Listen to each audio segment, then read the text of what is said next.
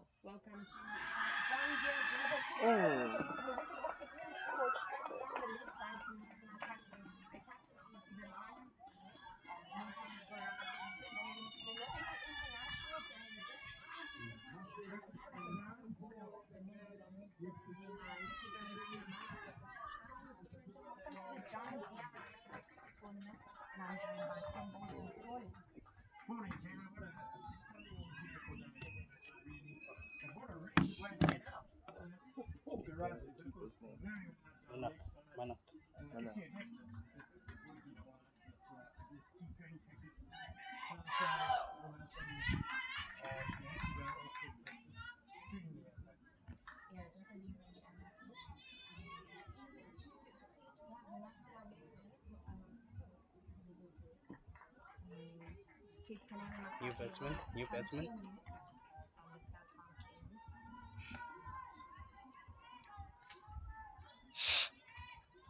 So it's a stunning day at Irene Country Club next to the golf course. And what a wonderful initiative this is. The John Deere Global Cricket Tournament, giving our upcoming and some of our top women's professional cricketers some action in the new year. They've been out of action for basically a month now. Yeah, this is a wonderful initiative by the Bada Advocates Thelma Mapugula. She did really well at the under-19 national league. Basically played in Cape Town. She was the SA Phillies team. She faced the first ball this time on the off stump and it's played out to point nil.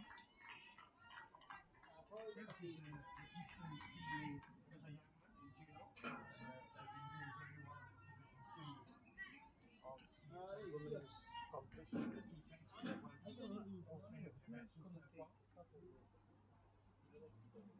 Ball played across the line and it keeps that wicket. Generally run on the fielder.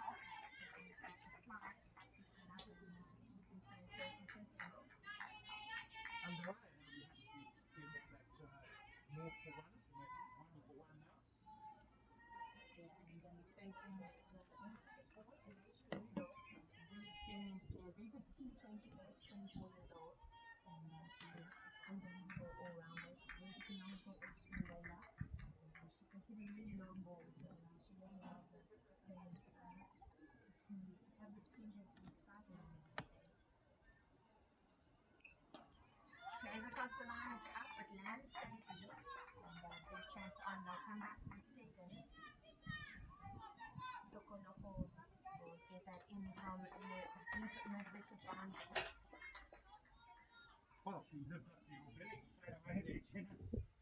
Not wasting any time. Didn't quite get full connection on that full shot, but comfortably cleared the infield. Reasonably big boundary here today for the ladies. Yeah, it's much bigger square than it is straight.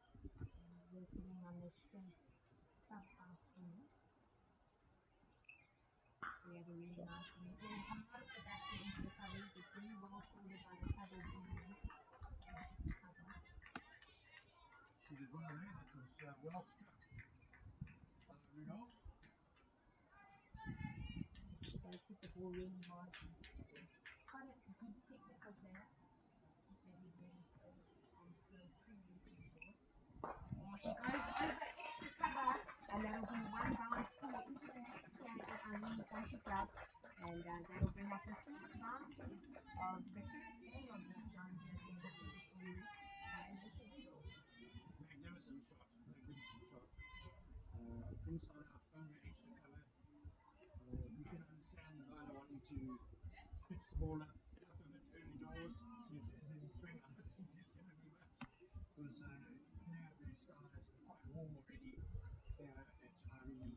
But Eastern, thanks to Lisa Rudolph, has shrugged off the loss of that wicket first ball with a good first over in the end. Yeah, good first over there from the batting side, and it'll be exciting with their slot, as you said then. Just having a look at who will be taking the second over for should we call it the golf course end? Sounds good to me, Jenna. Yeah. So from the golf course end, under 19 lines player Tokoloko Motsepe. She is originally from Dobsonville, Hull. one of the more successful players in the school league when it comes to the school. She's tall, she's skinny, and she gets a lot of movement both in and out with the ball.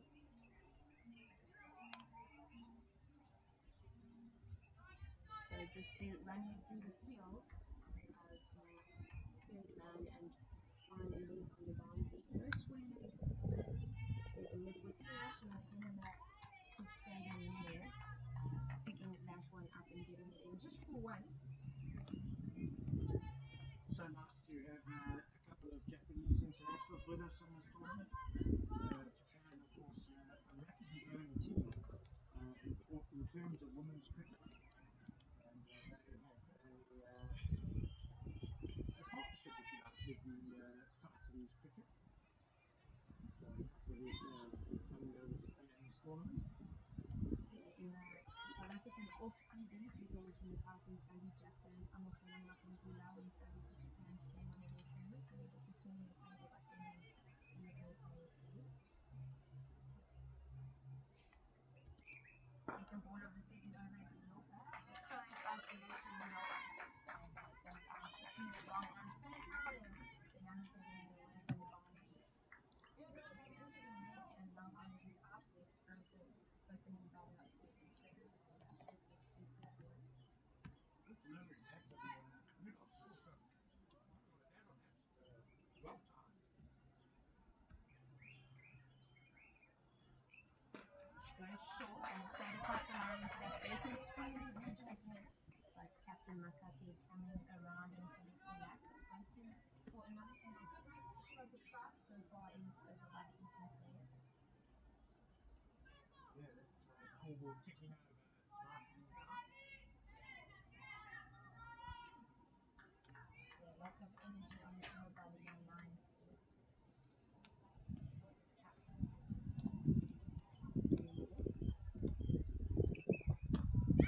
Oh, a little bit airborne, but answers just before non-solid enough. He gets Robin Brown. Just slicing it on a bit Rudolph without pushing it. One bounce to the fielder. Good batting.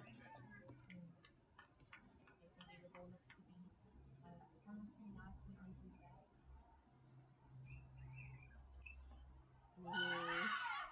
Back of the length outside the off stump, and Rudolph tries to have a big swing at that, but misses completely.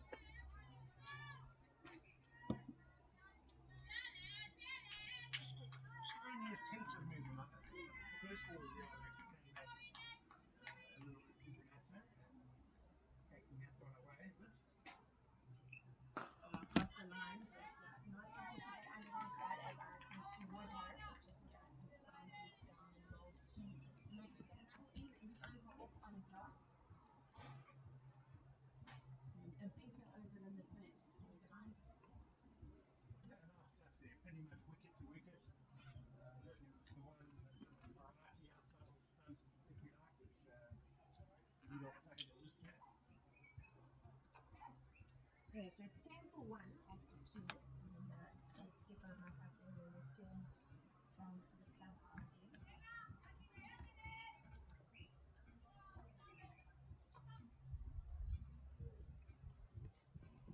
For the young Easterns player, the fielder out on the boundary with a cover sweeper. Puts up a big on the boundary on the offside.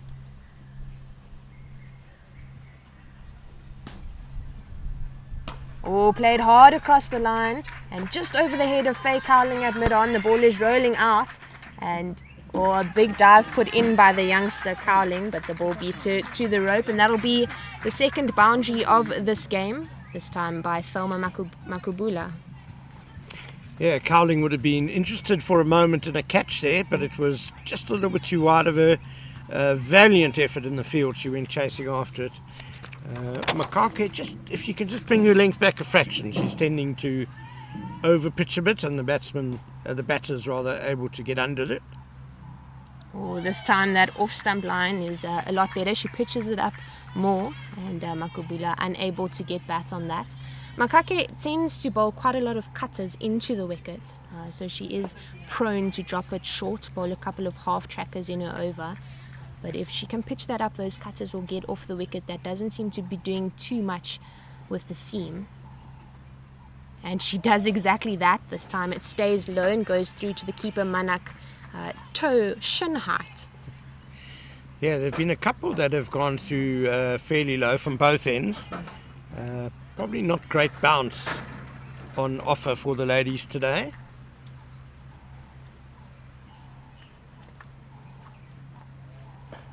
Makake blitzing through her overs as it's just played out. 2-point Robin Dormel for no run. Makake not one of the faster bowlers in the team, with Motsepe as well as Cowling and Swanepoel being the quicker of this lot.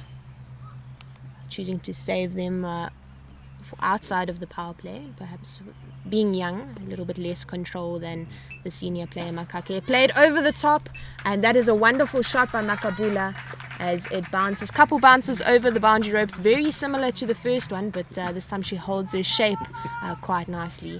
And that'll be the second boundary of the over. Yeah, Makake scratching her head after that delivery. It wasn't a bad ball at all. It was nice and straight. Again, maybe a fraction full, but certainly not a half volley.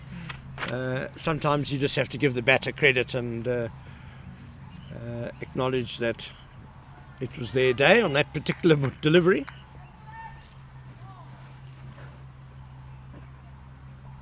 Oh, she lofts it up and into the hands of Liani Swanepoel at mid-off, and that's a simple catch, but having to backpedal just a tad. And that'll be the end of the explosive youngster from Eastons. Well, that's a good comeback by Makake. Yeah. Makubela trying to drive on the upper bit there, and couldn't clear mid-off.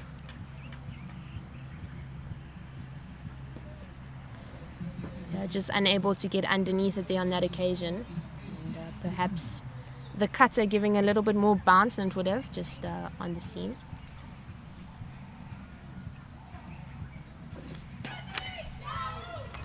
So 2 down Easterns. They've made a bright start, but the loss of wickets will be a bit of a concern. They always say that if you lose 3 wickets in the power play, then the bowling side are on top.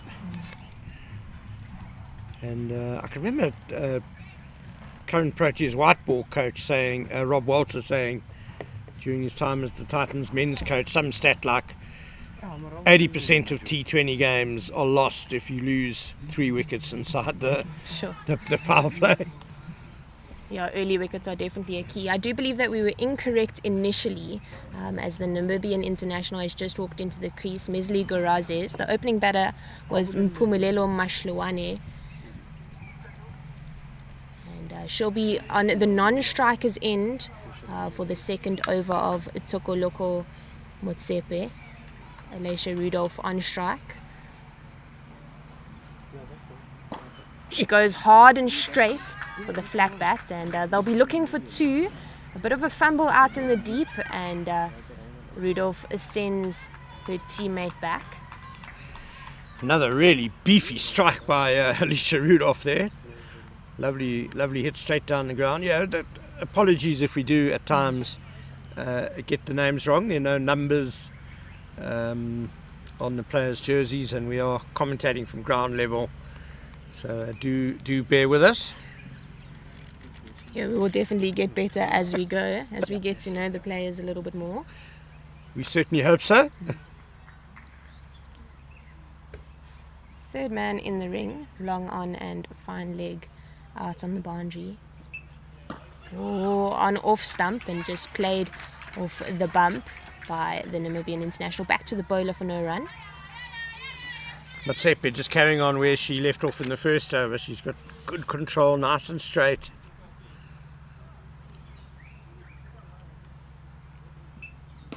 Oh, played off the back foot and cut through point. That's a wonderful cricket shot. She watched it onto the bat, played it late and found the gap between the third man who was in the ring and the point fielder, and she gets off the mark, Mesli Gorazes, with a boundary to her name. What a lovely shot that was. Beautiful cut shot. Nimble feet. Got into position quickly and sweetly timed, and picked her spot as well perfectly. And that takes the Easterns team up to 22 for 2 in the 4th over. Oh, Motsepo drops it short, and that'll be another boundary to Gorazes as she plays a wonderful looking pull shot through that vacant square leg region. The Lions just unable to be consistent on a line and length at the moment. Well, I blame myself a bit there. I was just singing Matsepi's praises for her control, and she's gone with a shortish wide one, and now a really short delivery that was nicely pulled away by Gorazes. A couple of boundaries to get her underway. She'll be very pleased with that.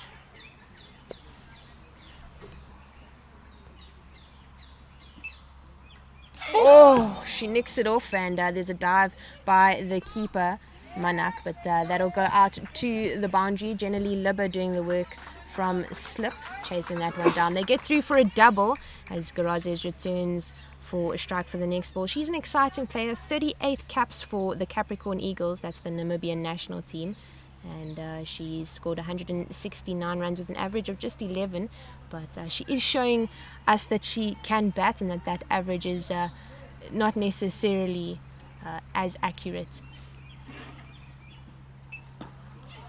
Oh, played with soft hands. They're looking for the quick single, but decide against it in the end. Yeah, just on that previous delivery, in case you were wondering, not a chance put down by Manak behind the stumps. It was the bottom edge on the cut, and it went straight down to ground. A good effort by Manak though. She wasn't too far away from it, diving forward. So that's the end of the 3rd over. End of the 4th, 29 for 2.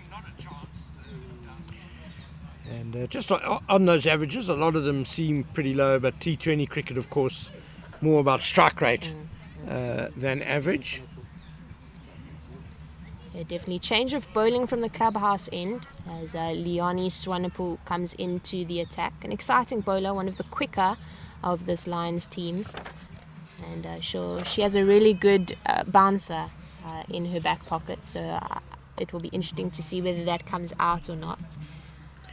And she's been in very good form lately in the under 16 week, which the Central Gauteng Lions won. Certainly someone to watch.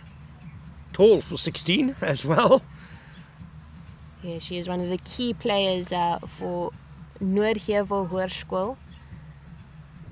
She bats and bowls for that team, and often just trundles over the opposition with the ball. Yeah, I imagine she's a bit of a daunting prospect to watch, to face for her peers.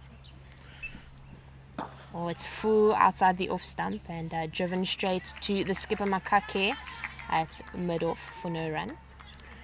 Still a slip in place for the Lions, and Swanepoel's 2 boundary riders are at long on and one down at third man.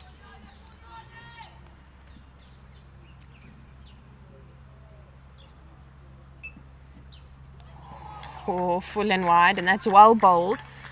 Dot balls are crucial in the format of T20. Alicia Rudolph just lifting her arms up, questioning whether that was outside the wide line or not. But the umpire, Macheke, shakes her head. Touch and go, I would imagine. But if there's a match referee, I don't think they'll be too impressed with Rudolph flapping her arms about.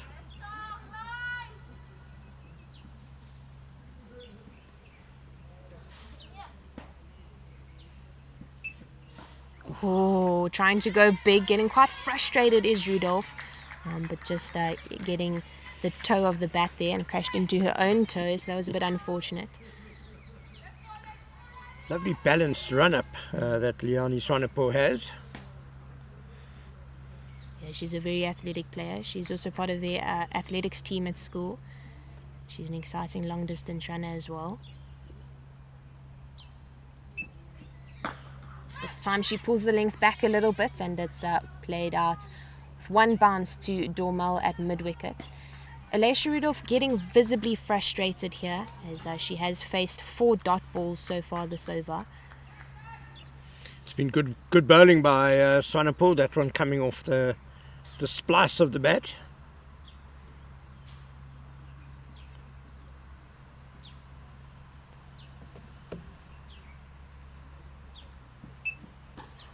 This one just too full, and Alicia Rudolph making sure she puts away the bad ball. Just one bad ball so far this over for Swanepoel, and it was bound to happen as she's a young, exciting bowler who looks to be aggressive and attack the stumps. But Rudolph making no mistake there, playing that over mid-wicket. Yeah, Swanepoel just narrowly missed there. It was a low full toss, probably going for the Yorker. Very well put away though by Rudolph. That was sweetly timed. Yeah, Rudolph definitely timing it very well, looking to be in excellent form.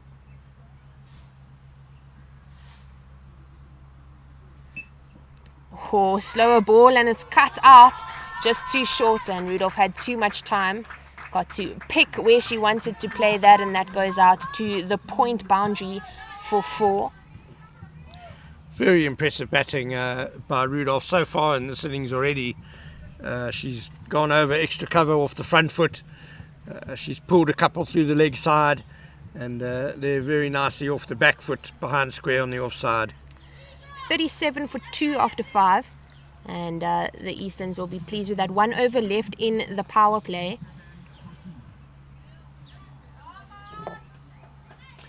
Be interesting to see whether Matsepe continues for her 3rd over, or whether there will be a change.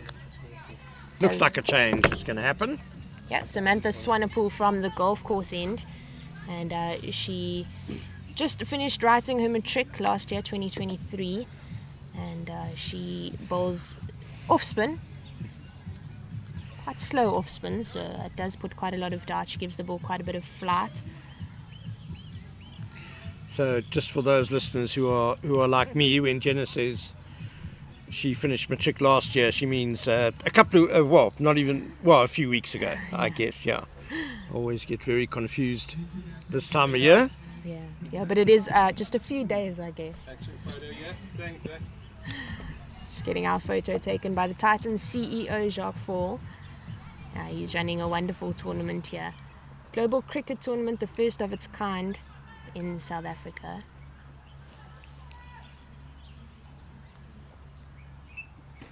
Lots of flight, and Gorazes just plays that out to mid-wicket. Wow, that really was tossed up and then pretty much landed on a penny. So this is going to be an interesting challenge for the batters. She drops it short this time. There's a chance for a catch at square leg, but just over the head of Motsepe. Brilliant work by Cowling out at cow corner, who comes around to collect that. The Easterns batters go through for a double. Matsepe is one of the taller fielders probably in the side, but even she couldn't quite reach that one. She was trying with all her might. Lots of flight again, but this time just outside the off stump, and played really nicely with soft hands into the ground by Gorazes, and they come through for 2. Really good running out in the middle by Rudolph and Gorazes. Yeah, I guess the danger when trying to play this heavily flighted off spin is trying to overhit the ball, and what Gorazes did really well there was just to stroke it nicely through the gap. Yeah, played off the back foot this time, and a fumble at point by the skipper Makake, and they get through for a quick single. I fancy that just bounced a bit squiff off the square there. Yeah. She seemed to have it covered until the last moment. Yeah, point is one of the more difficult fielding positions to field, that is the ball is always spinning to your left, and obviously with most players being right-handed, especially in the women's game, that position at point is quite a difficult one to field at. Played with soft hands out to the left again of point Makake, and they go through for a single. Well played there by Rudolph. Yeah, and of course often at the edges of the square you might have a little drop off It's very seldom totally flat with the rest of the outfield. Tossed up, but on that off-stump line and fielded well by Libba at mid-off. And that'll be the end of the over, 43 for 2 in the power play. Jenna, let's just talk about the interesting format for this John Deere Global Cricket Tournament, just in terms of the makeup of the sides. They were able to choose 4 marquee players, and then they also had to choose, was it 4 under-23s? Yeah, and then a couple of wild card players, but each team did it a little bit differently because Eastern's only has 2 marquee players, and then a few under-23 players, and then the wild card players being under-16s. So Titans was kind of the only team that stuck to that format of 4, 5, 3, 4, 5, 4. Being the hosts of the tournament, one detects a great desire on their part to win this tournament, the first staging of it. Swanepoel into Rudolph and played lofted over cover. We saw that shot from her in the third over of the game, and she brings it back here against the young quick bowler. That's another 4 to Rudolph's name. Again, very well struck over extra cover.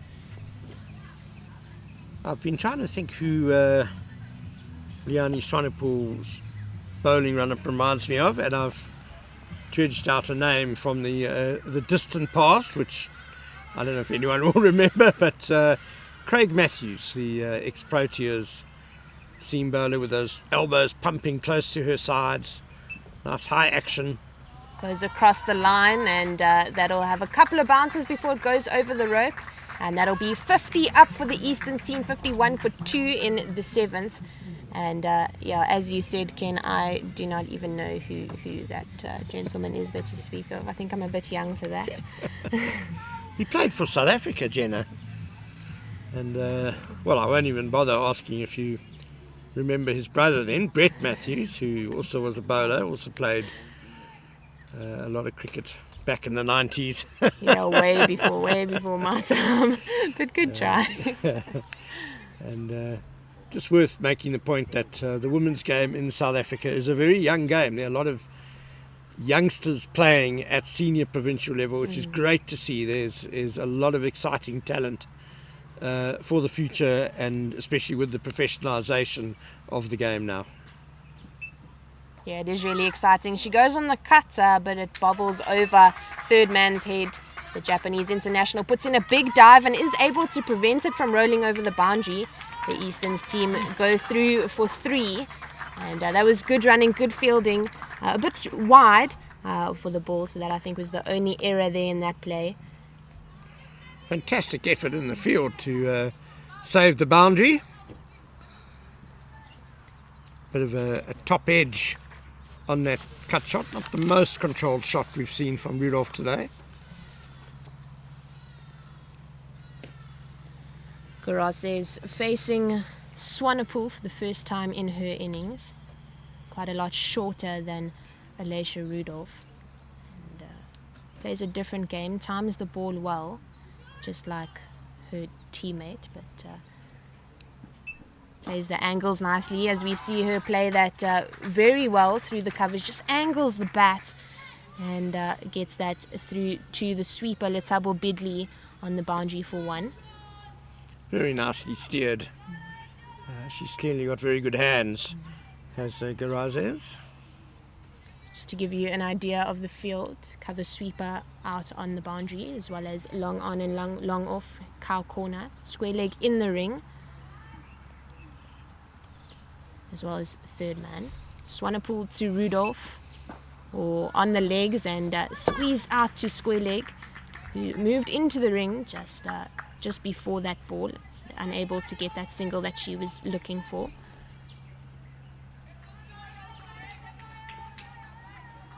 I would have liked to see her go straight for that one, to try and get the single out to long on, but opting to play that across the line.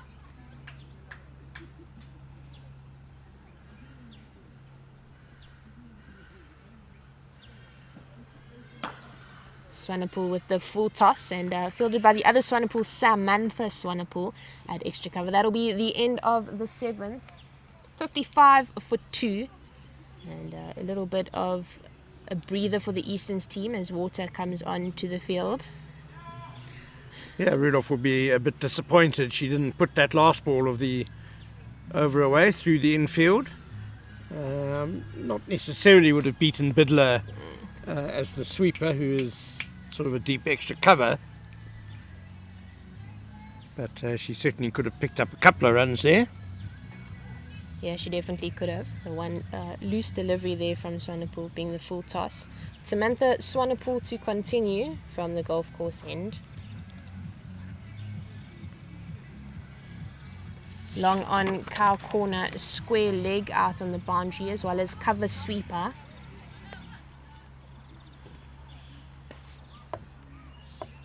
Point a fine leg in the ring at a 45, short 45 position that we see a lot of off-spin bowlers have in their field.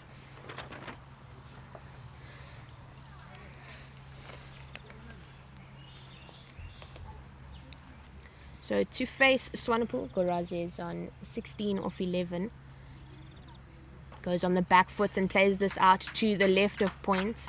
Well timed, sneaky little shot there, finding the space. And her score goes up to 17. Alicia Rudolph, her partner, on 28. And the team total 56 for 2 in the 8th. This seems to be a good combination of batting styles, these two.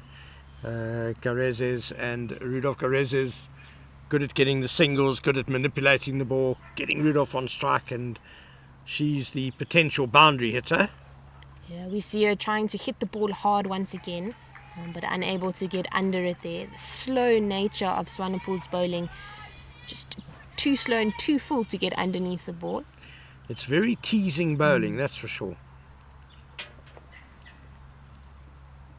Double steps and plays this hard over the head of mid-wicket, and a big effort by Swanepoel out on the long on boundary, but Goraze is running well to the non-striker's end and they get through for a double.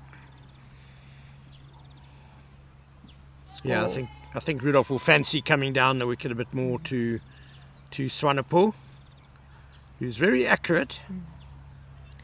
Yeah, these two know each other quite well. Alicia Rudolph grew up playing cricket at the Lions, and they played in the same club team, Delphos Cricket Club. She goes up, Liani Swanepoel under it, but bounces two bounces before her. There's a little fumble. They're looking for 2, but Goraze is not too aware that there was a fumble out in the deep. Yeah, Rudolph targeting over mid-on now. I wonder if the long on maybe should come in a little bit more. If she does, then Rudolph will probably time one straight out the screws, of course. Yeah, that's how it goes often. Goraze plays this out to the short third man, who moved because of that late cut shot from fine leg to third man, and it was a good decision in the end by the captain as the single was stopped.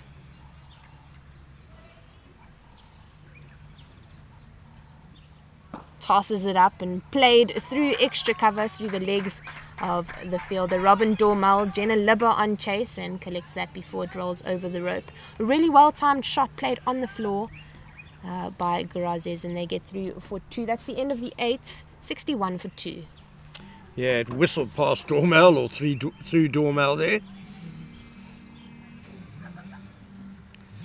So nearing the halfway stage of this innings, going at a little bit over 7 runs and over.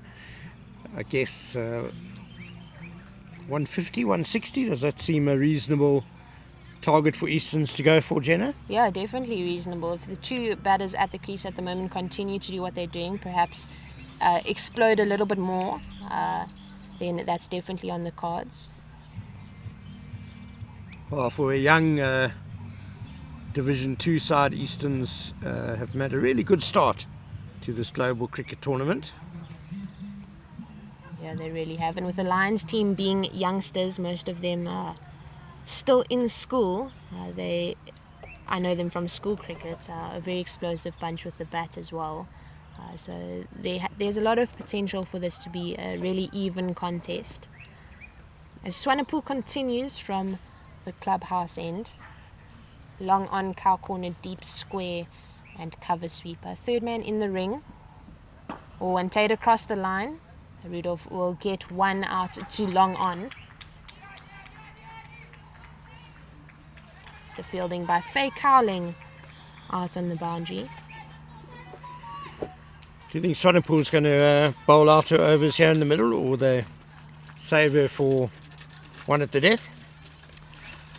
I think they have enough depth in their bowling lineup to bowl her through. I suppose it all depends on how well this over goes, but it's played hard over point's head, and that's a wonderful shot by Gorazes. We were just talking about how she's so good at rotating the strike and giving Rudolph more balls to face. But she's just proven here that she's more than capable of hitting the ball hard and making sure that it goes over the boundary. Yeah, she's really getting into her work now. That was beautifully struck. Anything loose, she's certainly capable of putting it away, but also capable of getting the ones from the decent deliveries as well. So she's playing a wonderful little innings here. Oh, played up and finds the top edge. Goes high, but the fielder out at deep square leg, unable to get under it. Yeah, she would have been in trouble if the fielder had been at square leg rather than being deep. Trying to hook from outside off stump, which is always a difficult thing to do, and with Swanepoel being so tall, there was steepling bounce there as well. Yeah, definitely. This partnership moves up to 49, just one away from that half-century partnership mark. As Rudolph looks to go hard, a little bit of a dance down the wicket there, but misses completely. And Swanepoel looking really good so far, besides the boundary delivery.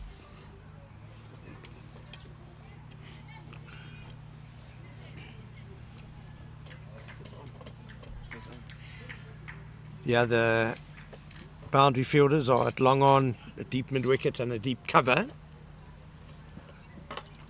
Oh, strays too full, and that's a full toss on the legs, and Rudolph does what she knows best, and that's hitting boundaries. That takes their partnership up to 53, and that's very well done by this third wicket partnership. Yeah, having lost 2 early wickets, Gorazes and Rudolph have done superbly well. Yeah, that one just coming out wrong out the hand for Swanepoel. Full toss down the leg side, and you could see her frustration with that delivery after she bowled it. Not sure if she was trying a variation, maybe a slower ball, which went a bit wrong. So 2 boundaries in the over now, starting to get a bit costly. 10 off the over. Yeah, it is also starting to get a bit warm out here at Irene Country Club. So we see Alicia Rudolph just removing her sleeves. Leah, you... Leah. Just a pause in play as our producer Leah in the eye line of Alicia Rudolph. Oh, she double steps, and there's an appeal. She nicked it off and caught by Rosina Manak. That's the wicket that they've been wanting. Big one, yeah. You get the feeling Alicia Rudolph was getting more and more frustrated. Out for 36 off 27 balls. Just not really middling everything that she was going for today, and there she danced down the wicket a bit, having a slash and just getting the edge. But a good effort by Rudolph. She's certainly given this innings some very handy momentum, and it's 71 for 3 after 9 overs. Yeah, after a good over for the Easterns team, just losing that wicket of their senior batter, Alicia Rudolph, who proved to be quite exciting so far on day 1 of the Global Cricket Tournament. And into the crease, Erika Oda, the international from Japan. She's 36 years old, and she plays for the Western Eagles out in Japan, their state side or provincial side that we know here. She used to play baseball. She's only been playing cricket for 5 years, and she got a bit tired of baseball, and so she Googled what the most popular sport was in the world, and cricket is second. So she chose cricket, and here she is 5 years later with 24 Japanese caps and 421 runs with an average of 20 and a strike rate of just over 85. She has a high score of 48, and she's quite a big hitter from the sounds of things. They've been practicing in the nets since they got here on the 24th of December. Yeah, they were guests of honour, if you like, at the Boxing Day test at Centurion, and I was fortunate enough to go out to dinner with the Japanese ladies. Delightful company, and just very excited about playing in this tournament. Yeah, Swanepoel to continue from the golf course end and cut out to point for no run.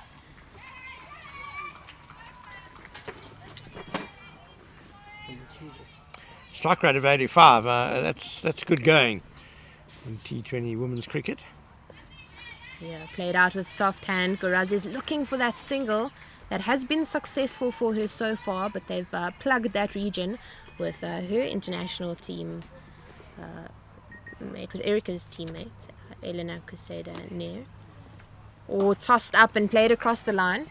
The fielder out at cow corner. Cowling will collect that. They'll just get through for one, and we will have the opportunity to have a look and see what Erica Oda will be capable of against the slow off spin of Samantha Swanepoel. It's been very accurate off spin. That one just a little bit over pitched, and Garasas was able to sweep it on the full.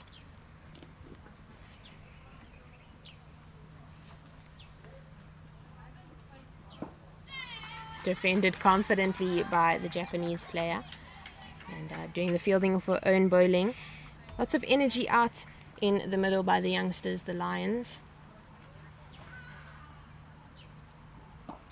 Pulls it short and pulled away by Erica Oda out to Cowling on that boundary. And it's just one of those days that I think just gives you energy. It's a beautiful sunny day.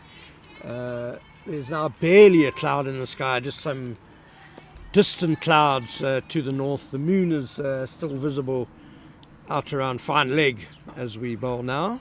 Oh, too full and driven well by Garases past the fielder, who's at quite a short extra cover, which is an interesting position to be at because the Easterns players haven't really chipped it up at all. But that brings the end of the 10th. 74 for 3. There will be a commentary change. I will be replaced by Emma Fenter.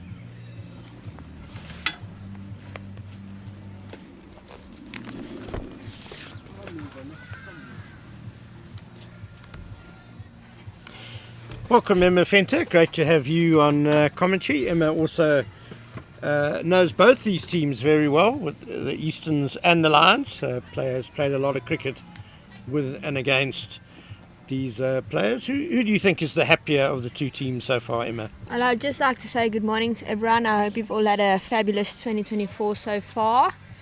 I'd go Lions. I think I'd go Lions, yeah.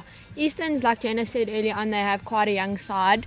But the Lions, I think they play more competitive games being in A Division. So I think that leads them to having a stronger team. But we never know. Let's watch the game. Easterns have been batting well so far from what I've seen. A few unfortunate mistakes in the field. A few silly wickets, but...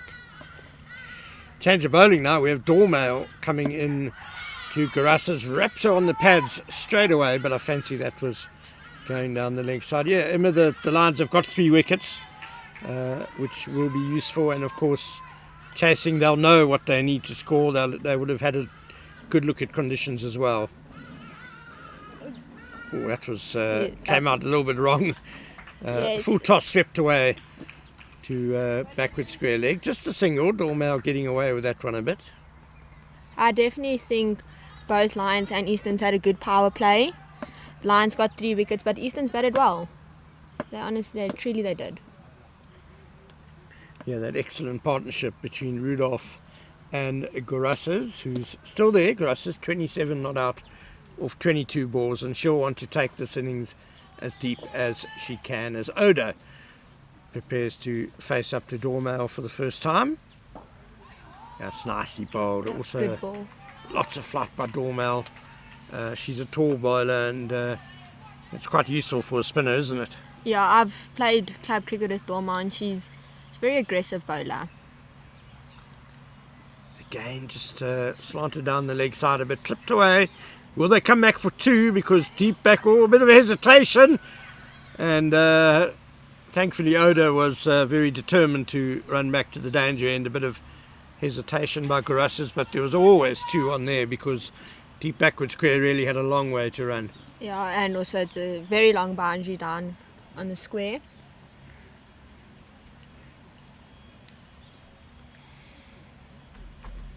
Just a bit of consultation with the lines, but no real change to the field. Dormail again.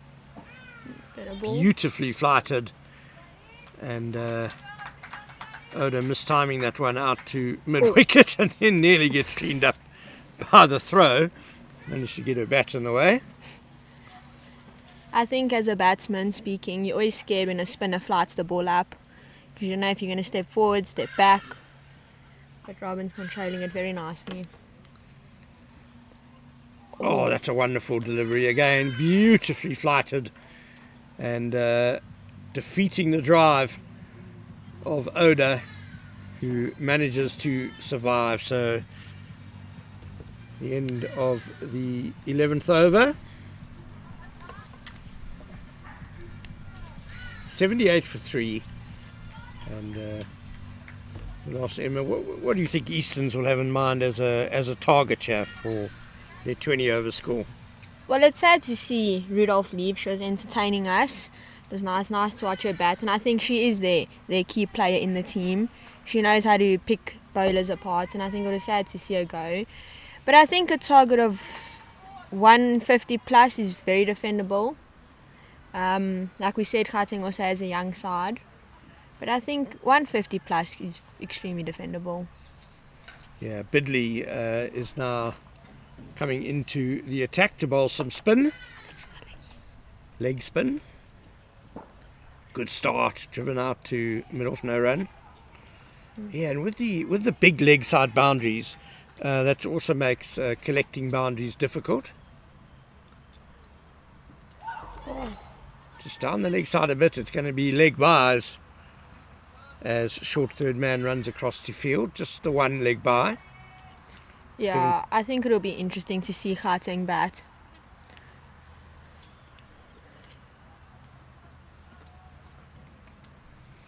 Yeah, Gauteng certainly have some very informed batters in their team today. Beautifully swept away, sweetly struck! But it was a valiant effort. And she's prevented the boundary. Deep square leg, yeah, very nearly a catch. She moved well to get there, but then unfortunately couldn't take the catch. But as you say, Emma, preventing what looked to be a boundary when it came off the bat. Great fielding from the Lions.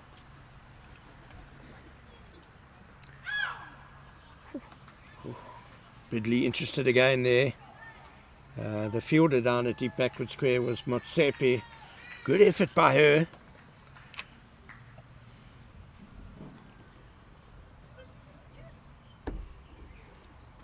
And now straight up in the air. But it's gone Mid-wicket's right up under. in the air. Steepler. No, it was not to be for Swanepoel. That was a really testing catch off Garasas.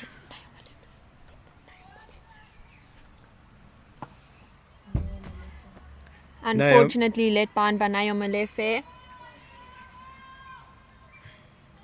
It's disappointing as a bowler to see those get dropped, but it was a difficult catch, running backwards.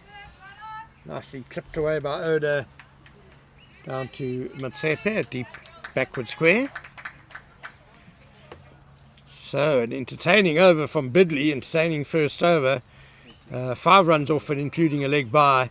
But 2 potential catches, and she beat the bat as well on another occasion. Yeah, definitely an interesting over. I think if Lions took both those catches, it would be a complete different game. But both, I would say, from our view, it was very hard catches, especially the one down at deep square. Absolutely, they both would have been really, really good catches if held. But one gets the feeling that Easterns are starting to put down the accelerator now, and It'll be interesting. Do you think Bidley, with her leg spin, is she going to bowl four on the trot now? Well, I'm hoping she does. I've played cricket with her, and she's a very aggressive bowler. She wants to be in the batsman's face, and she wants wickets, and she changes it up a lot. That's a very nice sweep shot by Oda. She'll only get one for it though, to the deep backward square.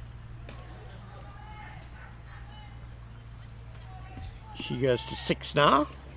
Total 84 for 3. We're into the 13th over. And spin at both ends from the DP World lines. That's beautifully tossed up. It's good bowling from Robin. Much better than her first over. Well above the eye line of the batter, which always makes it difficult to assess the flight. That's an edgy drive. There's no third man, so backward point is herring after it, and they will get 2 runs. Carassus will go to 32 now off 28. Yeah, like you said, Easterns have taken a bit of a back foot on the aggression, but they are trying. But with Gauteng, they've been bowling well. They've been aiming for their fielders. That's straight to cover. Yeah, I think this Lions tactic of 2 spinners in these middle to late overs could be very effective. Dormel in particular looks difficult to get away. Bidley as well in her first over. That one is swung away. Just evades the fielder at deep backward square leg. And a much needed boundary for Easterns.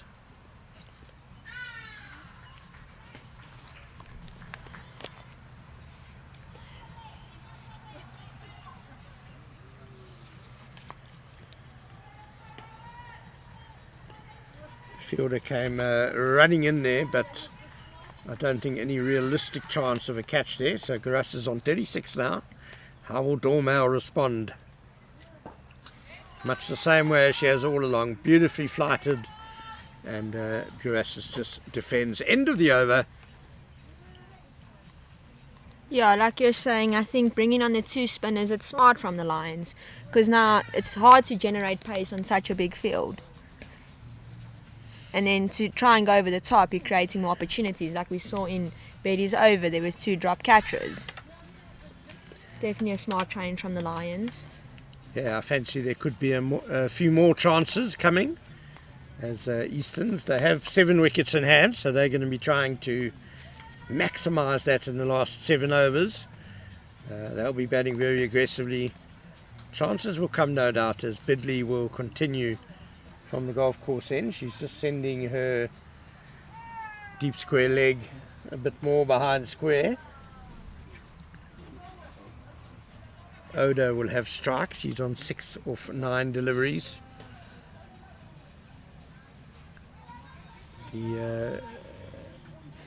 There's a deep extra cover in a bit from the boundary, which seems sensible. Long boundary out there. Yeah. Here's Bidley. Oda, good intent, but she couldn't beat the fielder at extra cover, who's a bit closer in on the ring. Okay, and she beats the batsman there, does Bidley. Bottom of the bat.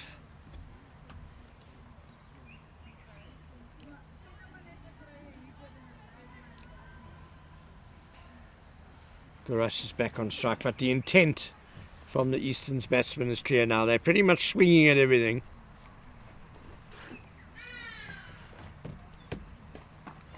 That was flatter, nicely chopped away into the gap by Garas for a single.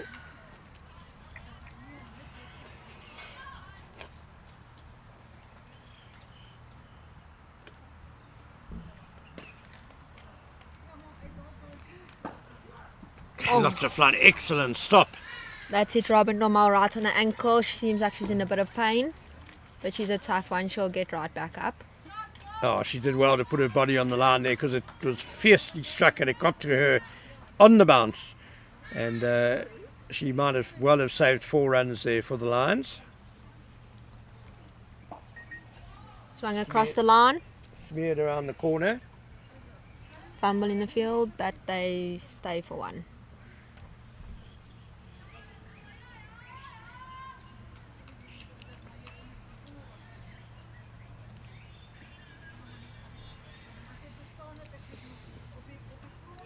Bit of turn there for Bidley. Great over. Yeah, Bidley and Dormal are doing a super job here for the Lions. 93 for 3 after 14 overs, Easterns. So for them to get to that 150 we spoke about, they're probably going to have to go pretty close to 10 and over now for the last 6 overs. Yeah, I think that 150 target isn't looking in reach right about now. But I think anything above 130 should still be defendable. If Easterns bowl their good lines, good lengths, I think it's defendable. It'll be competitive, certainly, but you just see in the T20 game how a couple of good overs back to back can really change the picture. And because she's bowling so well, Robin Dormal, 2 overs for 11 runs so far. She's going to continue from the clubhouse end. She has a deep backward square in place, cow corner long on, and a deep cover. Those are the boundary fielders. There's no fine leg. The fielder at fine leg has run short fine leg, has gone to short third man. Also a little bit of turn into the batsman, but a bit short from Dormal and chopped away to that cover sweeper. I think if she keeps her line outside off, there is no need for a fine leg. But if she strays down, then it's inevitably 4 runs. Absolutely, it will require control. Up in the Across air. and it's over extra cover and a few bounces and over the boundary it goes. Wonderful strike by Gorasses. That is a fantastic shot. Nothing screams technique like hitting it over cover. It was interesting that Gorasses stepped across outside or something, almost seemed to be shaping to hit it leg side, but adapted well when it was full outside or stump and beautifully hit over mid-off.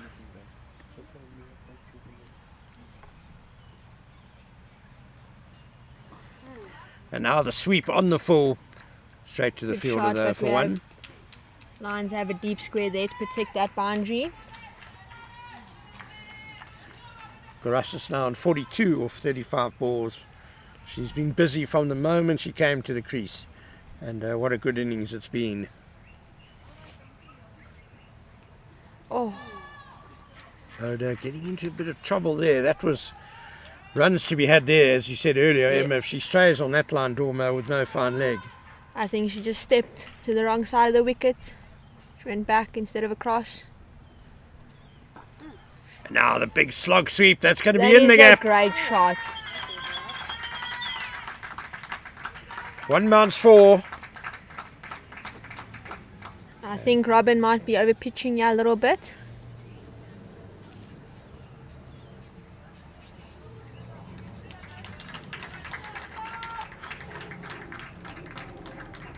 Yeah, able to get it pretty much on the half volley there, Oda. And the 100 up for the Eastern Storm.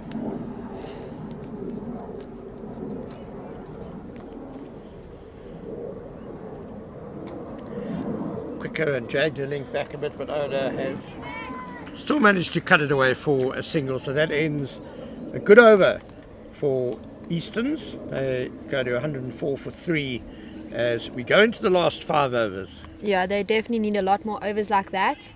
They're trying to aim for that 150 mark. And it was good batting from the Easterns players. Yeah, Gorasses is the mainstay of this innings, the Namibian international. And Oda is starting to also settle in now and pick up the pace. She's on 14 of 17 balls, so rapidly approaching runner ball. Into bowl, we still have Bedley. Yeah, she's bowled 2 overs for 7 runs, so outstanding so far. Oh, Oda very nearly played that onto her own stumps. There's no fine leg. points had to put in the work. 2 more runs to Oda and Easton's. That's disappointing for the bowler when it just slides between the stumps and the bat. Bidley really could have had 3 wickets. At the moment she's got none. Again, that's very well bowled. And still bowling at a great economy.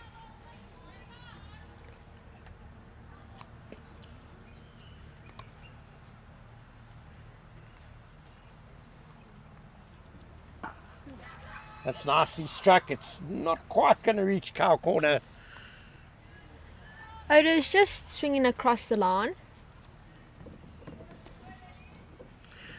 Yeah, it's a difficult shot to Play against the spin. get it up or over or through extra cover, so one can understand her targeting the leg side.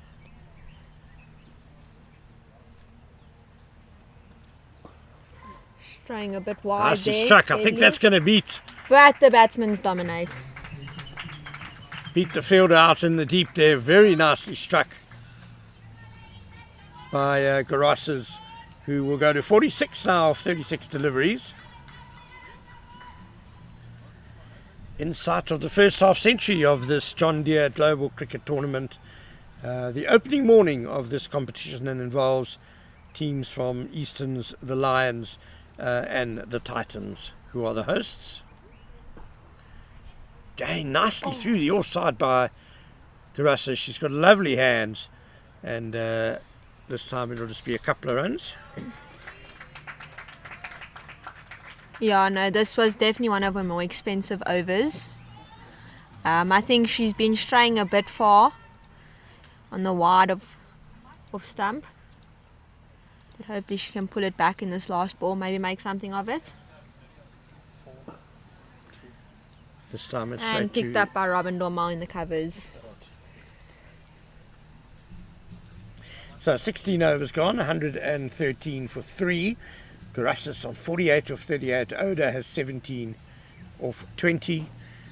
And Robin Dormail has got 1 over left.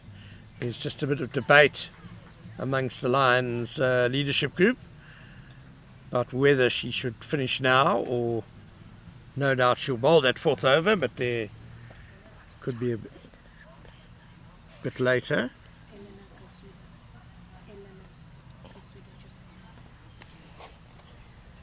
Lions are bringing on the international player.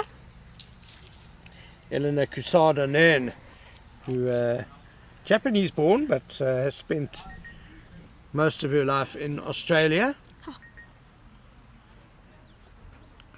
Interesting time to be coming into the attack for the first time. 17th over, the slog is on. She's playing against her teammate Oda. They'll relish this little contest. So 2 fielders on the boundary on the well, 3 with the long on. Oh, it's a very good start. That's a good ball. Very good start by Kusada. I think there's nothing better than playing against a teammate. You know, all their strengths, all their weaknesses. And at the end of the day, it's something to laugh about.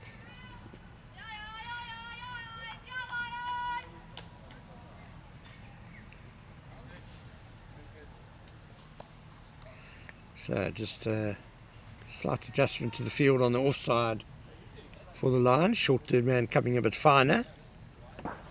Oh, Well struck, evades the bowler, but not the deep mid-off, just a single. yeah, no, that was a great shot from Oda. Straight down the ground past the bowler. You have brothers or sisters, Emma? Yeah, I have an older brother. And no doubt very competitive backyard cricket games between the two of you. I think that's the standard in having an older brother. Nicely driven by Garasas, but she can't beat the field. Sam Swanepoel in cover, picking it up nicely. It's a very flat field, Archer. It's a very quick field, which I think as a batting side you always like a fast outfield. Absolutely beautiful ground this in the beautiful Irene area. Oh, it's Well, Garassis should have got that one away. It was a wide half volley, which she missed.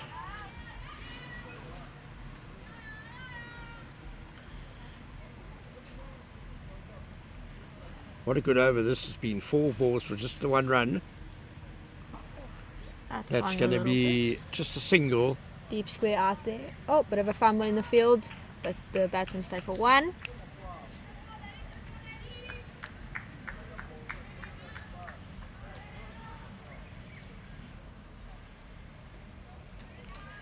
Right, Casado will be looking to finish well here.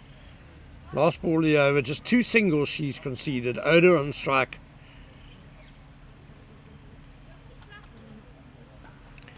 Nicely cut away, and she's beaten the infield. I fancy that fast outfield. Oh, just saved. Excellent, Great excellent fielding work by the Lions.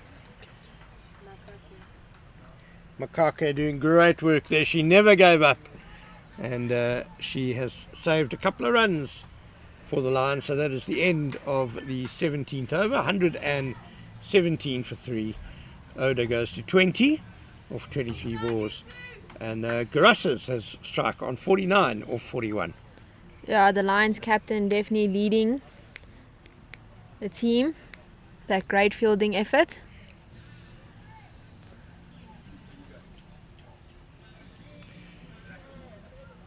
So we are going to have a change of bowling at the golf course in Bidley. 3 overs for 16, although her last over went for 9, and because of that she's been taken out of the attack, and Matsepe returns to take the ball. 2 overs for 14 so far. She bowled very nicely up front. She did.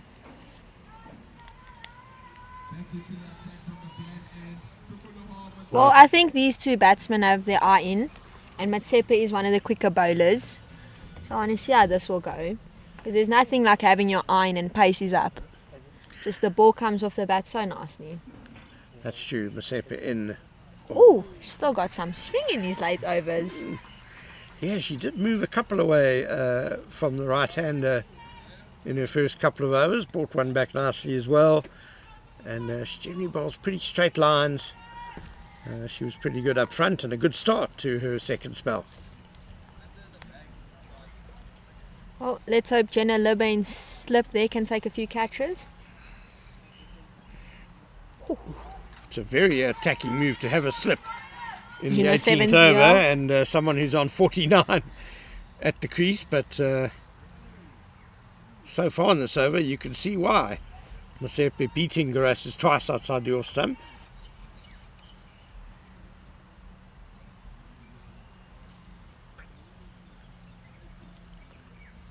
It's just And- slipping past Garassis' bat.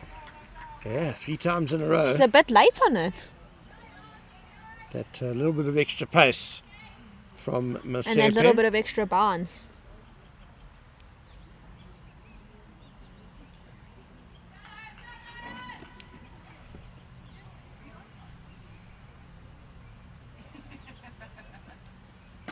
Dug that one in, and it will be out for a single to deep extra cover. Garassis goes to 50 off 45 deliveries. She's been the mainstay of this Eastern Storms innings. Well batted, Mazerli Garassis. Yeah, it's great to have an opening game with the 50. It's just setting the standard for the tournament. I think there's going to be a few great run chases in this tournament, and I'm so excited for that. Nicely struck by Oda. She's got it past the cover. Deep extra cover runs round though, and they'll come herring back for 2. Nicely struck by Oda. She goes to 22 now. 120 for 3. I think 150 is looking good for the Easterns right about now. 13 balls left in the innings. And Matsepe again. She's dominating this over. Yeah, very good over by Matsepe. 120 for 3 after 18. And the Lions finishing things off well here. 150 is going to take some hitting, Emma. 30 off the next two. I think now that Gracias has a 50, she has nothing to lose. See ball, hit ball. Open that front leg and just hope you connect. We all wish it was that That's easy. yeah. But the Lions bowlers, of course, will have something to say about that. As Kusada Nan will continue after that excellent first over. 4 from it. It's great economic stat she wants in T20 cricket.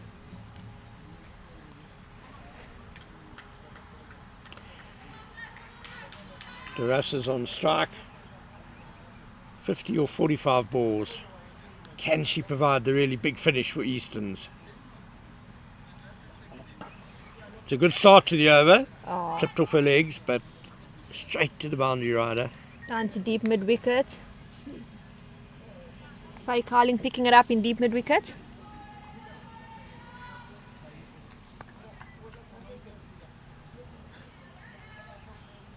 Bit surprised that Faye Cowling hasn't bowled. She did win all-rounder of the week at the under-16 week recently. That's Oh, nicely she's also cut. By very Oda. good bowler.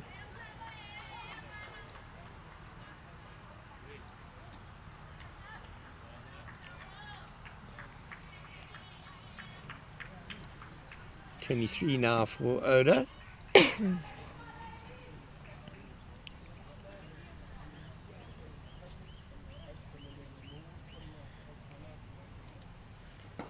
Straight up in the air. Gracias Long on comes running in. taken. Excellent Jenna catch. Laba straight in the hands. Gracias goes. Excellent catch by Jenna Luba. But the end of a fine innings by Mazeli Garasis, heading out to the penultimate over, but unfortunately could only send that one straight up in the air, and a good catch running in from long on. Yeah, she should be proud with herself. That was a great innings. Oh, 51 then off 47 balls for Mazeli Garasis.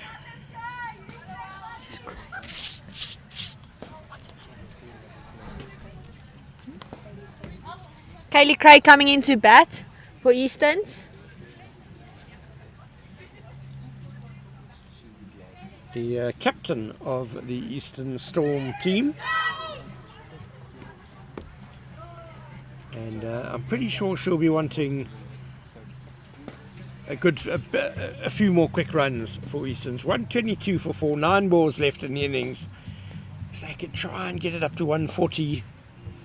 Yeah, I think 150 is not looking too good right now. But hey, cricket's one of those games you never know what could happen. Yeah, certainly the Lions applying the squeeze in those middle overs after the halfway stage. Yeah, I think there was a bit of a drop in the energy in the Lions field, but after that, I think they're going to push for these next 9 balls. Yeah, Easterns lost their third wicket at 71 after 9 overs. So the next 9 overs have only seen 51 runs scored. Oh, this is beautiful Great bowling ball. by Kusadenan. Very difficult to get away. Yeah, she's bowling good lines and good lengths. There's not much you can do with a ball that straight and full. That was a big full toss that Craig couldn't put away.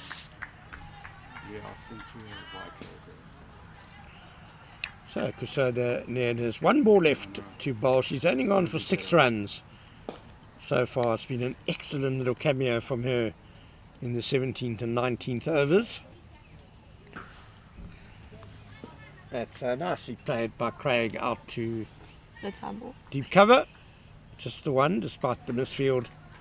And that ends the 19th over. 123 for 4 Easterns. Yeah, I think the international player, great bowling performance.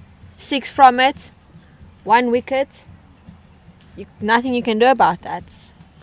yeah, perhaps it required a bit more innovation and trying to manufacture something, which is easier said than done.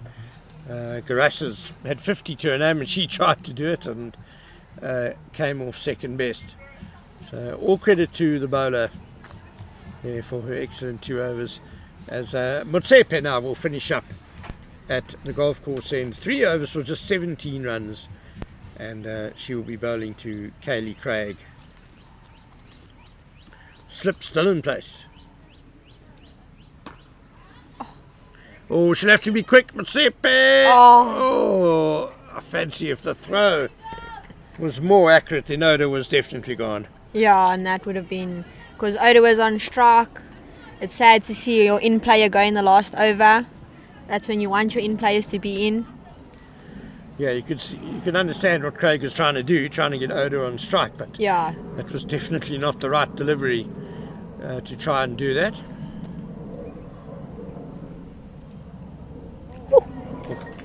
Down the wicket, swing and a miss. Motsepe just bowling such a good line, just outside off stump. And it's such a great length. It's that awkward length where also you don't know if you want to go forward or backwards. Yeah, Oda tried coming down the wicket there and still couldn't get to the pitch. Nicked over the slip. That's going to run away for 4. That's unfortunate for Motsepe and the Lions. Yeah, it's just unfortunate. Perhaps a little bit over attacking in the last over to have a slip in place. Yeah, it is. Could just bring her out, put her third man.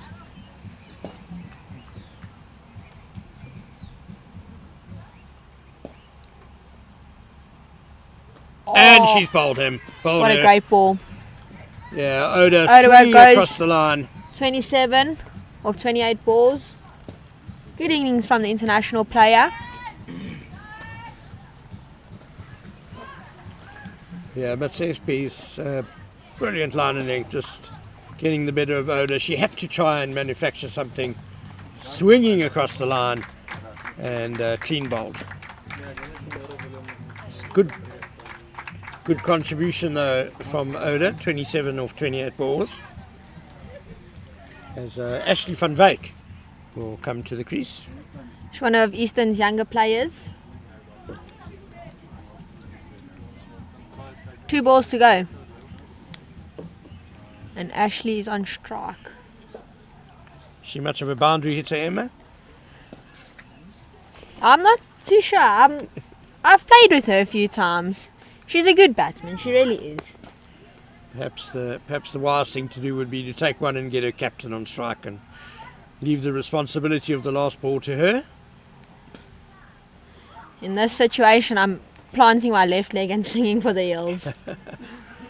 Just a little bit too wide there from Motsepe. It's been a great bowling performance from the Lions. I haven't seen too many wides given. Yeah, very disciplined. And Easterns will end there. No, there'll be one more after the wide. It's a single to mid-on. Yeah, especially the second set of 10 overs has been particularly impressive by the Lions. Spinners Dormal and Bidley came on to good effect, and then Motsepe closing very well here, and Crusada 9. Oh, great innovation by Kaylee And they'll Craig. end with She'll a single. just get a 1 there. Oh, she could have just got a little bit more bat onto that one, but a good effort. So Easterns will end on 131 for 5, target 132. Emma Fenter, I think it's a competitive score, but Lions probably maybe just slight favourites at the moment. Yeah, well, like you said, with when Betty and Dormal came on, they had that dry spell. I think to reach 130 after that 6 over dry spell, it's a great score. But we'll see how Lions take it on, and I'm excited to see how they bat. Yeah, so that 131 by Easton's built around a half century by Mazurli Garasses. She made 51 or 47 balls. She had a very good partnership up top with Alicia Rudolph, who scored 36 off 27. And there was a very nice contribution as well from Erica Oda, who made 27 off 28. Lions bowling, well, the spinners Robin Dormail and Dorata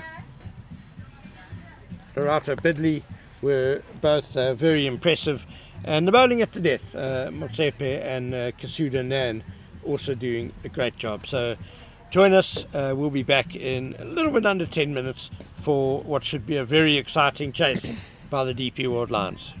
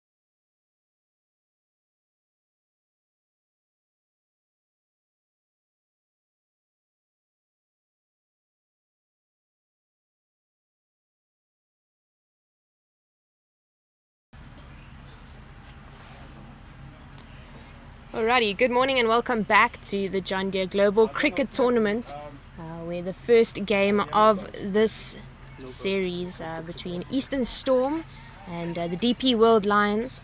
Good start by the Lions team. They got a couple of wickets in the power play, but the excellent batting with a partnership of just over 50 by Leisha Rudolph and Mesli Garazes, with Garazes getting 51 of 47, took their team total up to 131.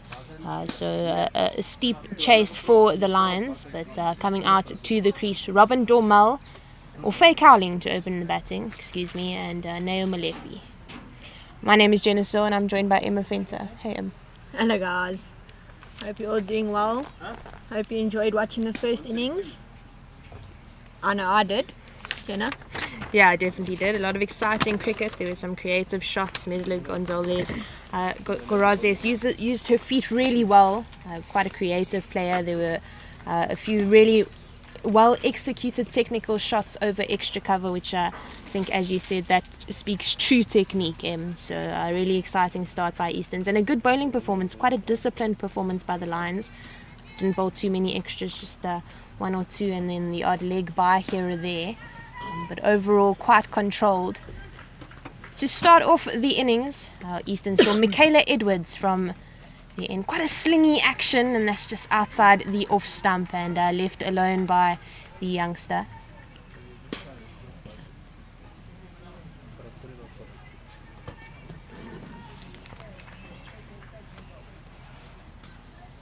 Is it Robin? Batting, no. I don't think so. Let's see. Edwards in again and full just outside the off stump, going through to the keeper. Yeah, Robin Dormel at the crease. My first instincts were correct. Yeah. Both tall players with blonde hair sticking out of their helmets. Yeah, Michaela Edwards, she really does sling that right arm. As a batsman, quite intimidating. Yeah, definitely. This one, she just pulls too far outside the off stump, and it's called a wide by the umpire, Macheke. Yeah, I think with that action, it's common to pull it outside, off. Yeah, the point of release is really important with such a slingy action, and if it's a little bit too late, then it does go with the arm outside that wide line. Just through again, and second wide for the over so far. Slightly disappointing start, as we said a little bit earlier, that the Lions were so disciplined in the way they went about their bowling, and looks like a complete opposite start here from the Eastern Storm team. Yeah.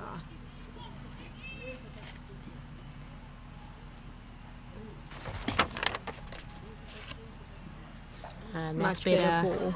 Yeah, just pulled a little bit back of a length and played off the back foot out to third man for one, and Robin Dormel fiddling a little bit there with her bat.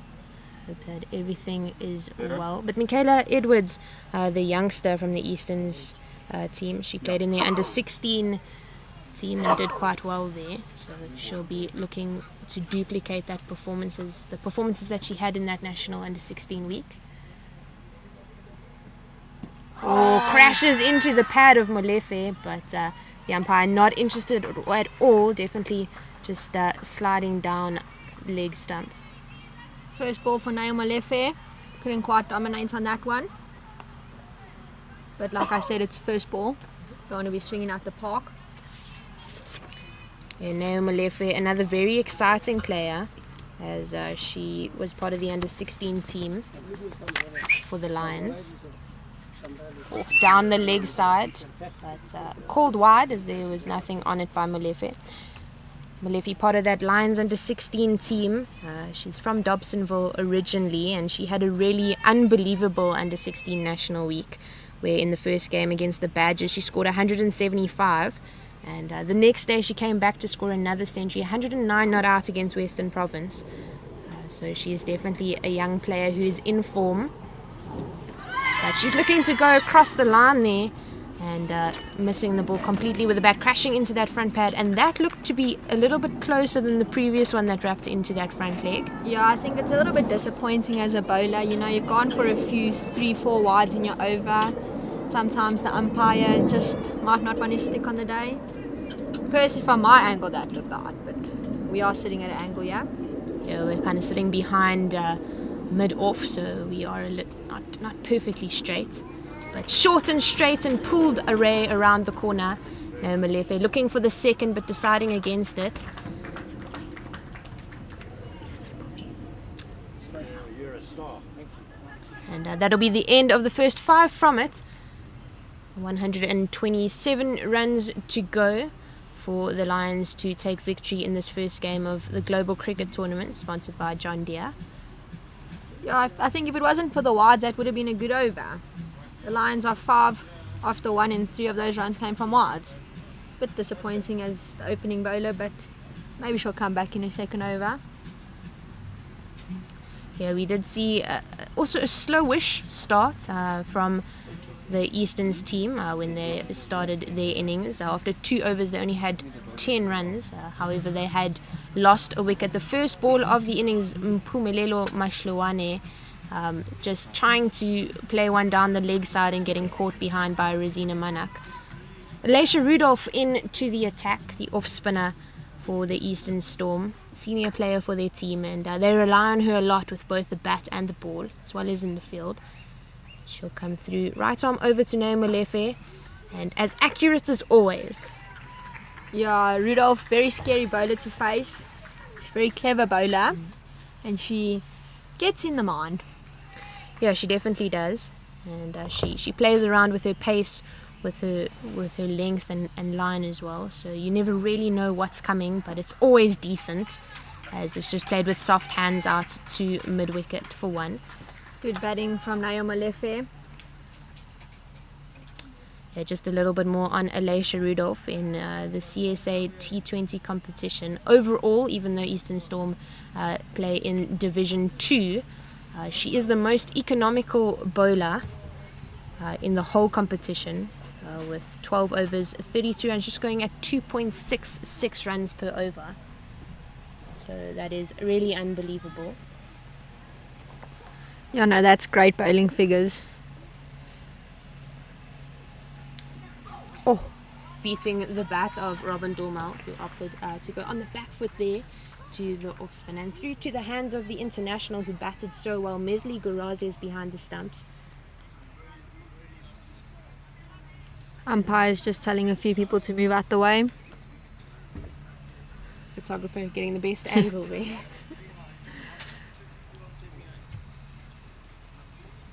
Halfway through over, and she bowls a really full one just outside the off stump, and Robin Dormal just dotting it down, squeezing it out.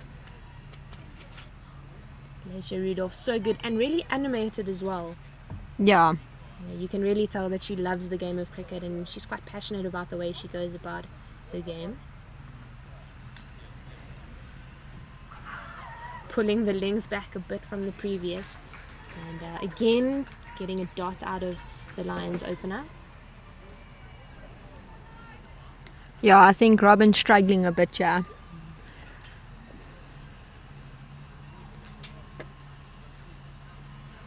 Pulls it short and she goes straight over the bowler's head, but collected by Peyton Coppin. It's a direct hit, and Robin Dorme unable to make her ground, and that was a very good throw, by Erika Oda, the Japanese international player, at mid-off, and that'll be the first wicket for the Eastern Storm team and the end of Robin Dormel. Yeah, and I think that was just great cricket all round. Personally, I think it was a decent shot. Robin tried to create something. Erika Oda picked it up, directed it onto the stumps. It's just great cricket all round. Yeah, a really good piece of fielding, and I think it's difficult with a bowler like Alicia Rudolph, because you try and create something that isn't there, because she's so good at what she does. And had I been in Robin's position there, perhaps just protected the over, saved my wicket, tried to play with soft hands there. I think she got a bit frustrated with the few dots that she had faced prior to that wicket delivery. Yeah, I think from young you always taught the good bowlers come on, just block them out. I mean, in a T20 they can only bowl 4 overs max, and it's not like they're going to get 24 dots. Yeah, definitely not. But at this level, it does play a bit in the batter's mind. Do I defend and see the bowler out, or is there an opportunity for me to get a maximum? Yeah, and I think 131, it's not a huge target, but you still can't dot out every single over. It is more than one a ball. And dot balls in the game of T20 cricket are vital. And that is why Alicia Rudolph is so good, because she just gets those dot balls over and over again. That's the end of the second over to the crease. Rosina Manak. And she'll be facing the youngster Michaela Edwards from the clubhouse end.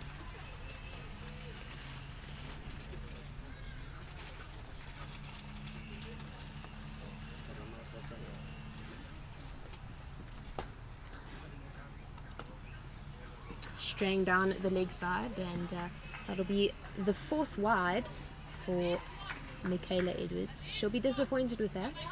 Yeah, I think she needs another over to prove herself, but it's not a great start to the over. Yeah, definitely not a great start. There's a little bit of a delay in play. The captain, Kaylee Craig, just getting something from her 12th player from the side of the field.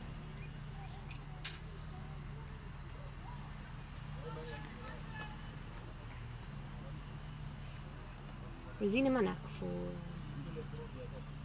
she'll get another wide, and she'll be watching the ball closely and making sure that she gets her eye in with no trouble there from the bowler. Yeah, it's a bit unfortunate from the bowler, because Michaela Edwards, she is a young player, and you come on, open the bowling, first game of the tournament, there's international players in your team, it starts to play on your mind eventually. So I think the nerves have just got the best of her.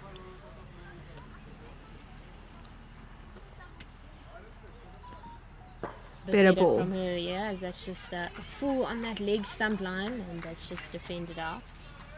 Yeah, I totally agree with you. I definitely would have gone with a little bit more experience up front with the ball. Having said that, with this Easterns team being filled with youngsters, their senior players being batters, with the exception of Alicia Rudolph, obviously opening on the other end. Strays down the leg side, and it's wide again. Perhaps somebody like Peyton Coppin would have gone with instead of Michaela. Yeah, and Peyton has that little bit of that in swinger. I think that would be good in the starting overs. Yeah, definitely. The balls that she's bowled have been decent, obviously with the exception of the wides. Yeah. There's a lot of potential. It's just about the consistency and the control that she hasn't been able to get just yet. She's changing her action, right arm around the wicket.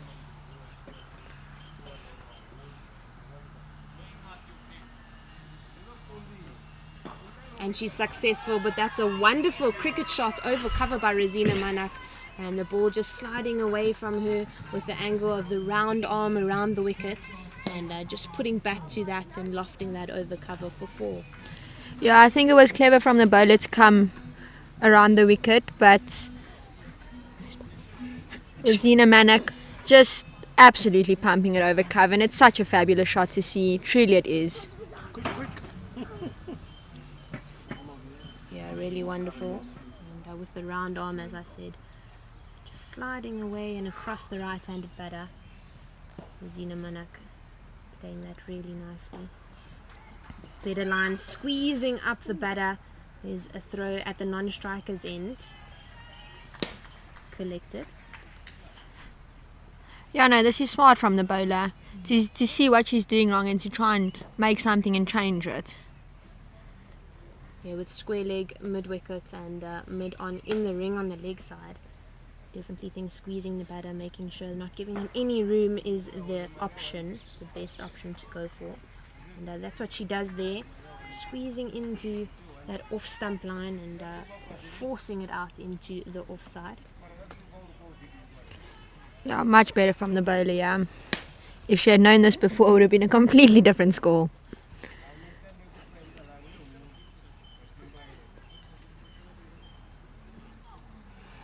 Goes down the leg side, but Manak gets bat on it, and a wonderful catch by Gorazes, the keeper, the Namibian international keeper, and a big dive to her left, collecting that in the left glove. And that'll be the end of Rosina Manak, almost identical to the wicket of Mpumelelo Mashluane in the first innings, the first ball of the game, where she just edged that off the leg side and caught by the keeper. So that'll be the end of Rosina Manak. She scored 4 of 4, that 100 strike rate, but her wicket falling will bring Faye Cowling to the crease. Yeah, I think it's just disappointing to get caught behind the legs, because you know it's down leg, it's free runs, fine legs in, but it's a great effort from the keeper. Bad ball, but it should have been punished, but it's unfortunate. She got the wicket in the end. And I think Eastern's also off to a good start. She had 2 wickets down. Yeah, very good start by the Easterns team, and it's just showing the international quality there by Mizali Gorazes. We saw her play some unbelievable cricket shots when she was batting a quite controlled innings at score of 51. She was caught in the end at long on, but just the quality and the standard of that international player, that catch was low and far to the left of her, so she did really well to get hands to that.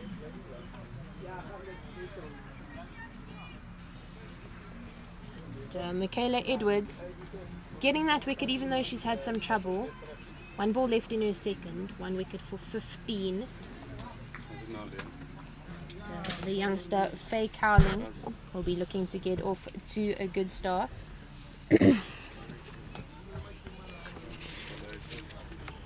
Just 16 years old. As Ken Borland said earlier, she was named as all-rounder of the tournament at the Under-16 National Week in December 2023. And she goes on the back foot and plays this through the covers. Beats Leandre Bentley, and that'll roll out, but she manages to get it in, and they go through for the double. Score goes up for 15 for 2 after 3, with Neo Molefe on 2 of 5, and Faye Cowling just getting off the mark with that lovely back foot drive through the covers. Yeah, no, great shot by Faye Cowling. It's so great to come in and bat, and the first thing you do is get a run. There's nothing beats standing on the non-strikers end when you're starting batting. But I've played with Faye Cowling. She's a very good batsman. She likes playing down the ground, and when she gets her iron, she dominates over long on and long off. So this is a key wicket for Eastern Jar. Yeah, Cowling is definitely an exciting player. She was part of a team that I coached, JP High School for Girls, that went on to win Under 19 Girls Schools Tournament in Cape Town in February of 2023.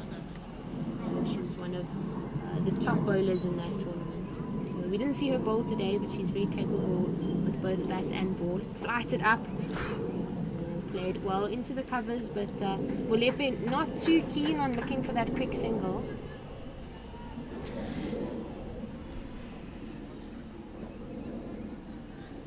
All the fielders in the cover standing on the ring, quite deep, no one cutting the angle in that cover region. It's, Rudolph so accurate and so consistent. No, it's great bowling from her. Like 1 over gone, and she's only gone for 1 run. That's someone I would want in my T20 team. Or a little bit shorter, and played on the up to mid-on, but bounces just before the captain, Kaylee Craig, and Alicia Rudolph creating chances.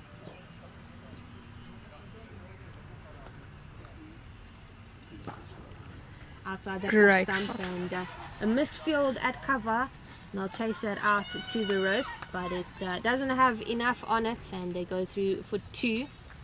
Rudolph a little bit disappointing by the misfield at cover. Great shot from Naomi Molefe. She's trying to make something of it. I think Rudolph is a very good pressure bowler.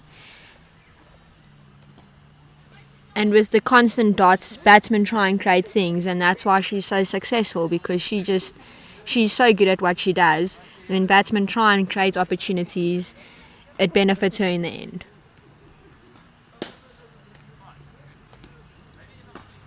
And another dot to close off the over.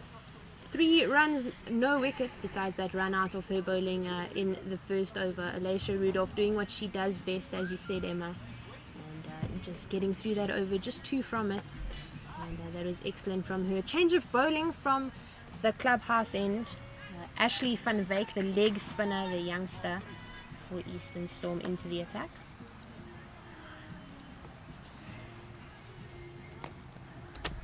Yeah, I like watching leg spin. We saw how Betty did well in the previous innings. Now we have Van Wyk. So let's see how she plays. Yeah, leg spin is definitely one of the more difficult skills to get perfect in the game of cricket, and even more so at T20 level. High risk, high reward type of skill. Yeah, I think if leg spin is done right, it's a very difficult thing to face, and as a batsman, you want the easiest thing possible. Yeah, definitely. She gets through to Cowling. A little bit of turn on offer there. It does come out to the top of the hand, so more of a slider than a traditional leggy. That one is pitched a bit too outside off for a leggy. Much better line. And dropped by the captain, Craig. There's a run-out chance, but Cowling gets through, and that's very lucky. Faye Cowling just riding her luck there as she just chips that up to mid-off. A simple catch, but disappointing in the end there from the skipper. Yeah, no, it was a simple catch, and it's unfortunate that it was let down. I think as a young bowler, you want to make a name for yourself, and when your teammates let you down, it is a bit unfortunate. And like you said, it was a great ball compared to the first one. Yeah, and then to follow that chance, just coming through with a wide, a little bit of a confidence dip. Strays down the leg side, and it's played well by Molefe off the pads. That'll go out to the fine leg boundary. They're looking for 2, they turn for it. And that's some really good positive running out in the middle by the Lions batters. And a good shot taking advantage of the missed length and line. Yeah, to just touch on your confidence dip, but it is true. As a young player, you want to get the most out of it, and to just have your teammates let you down, it's a bit unfortunate. But nonetheless, she's bowling well. Yeah, she comes back nicely there with that dart out into the offside.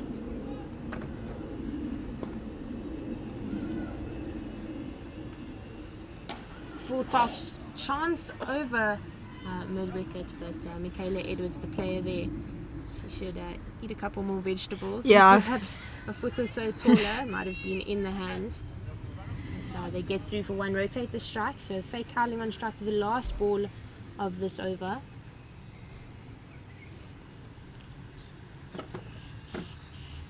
Tossed up again, but played well through the leg side, and that'll go for 4 through mid-wicket. Faye Cowling showing that any bad ball that she gets, she can put away for a boundary.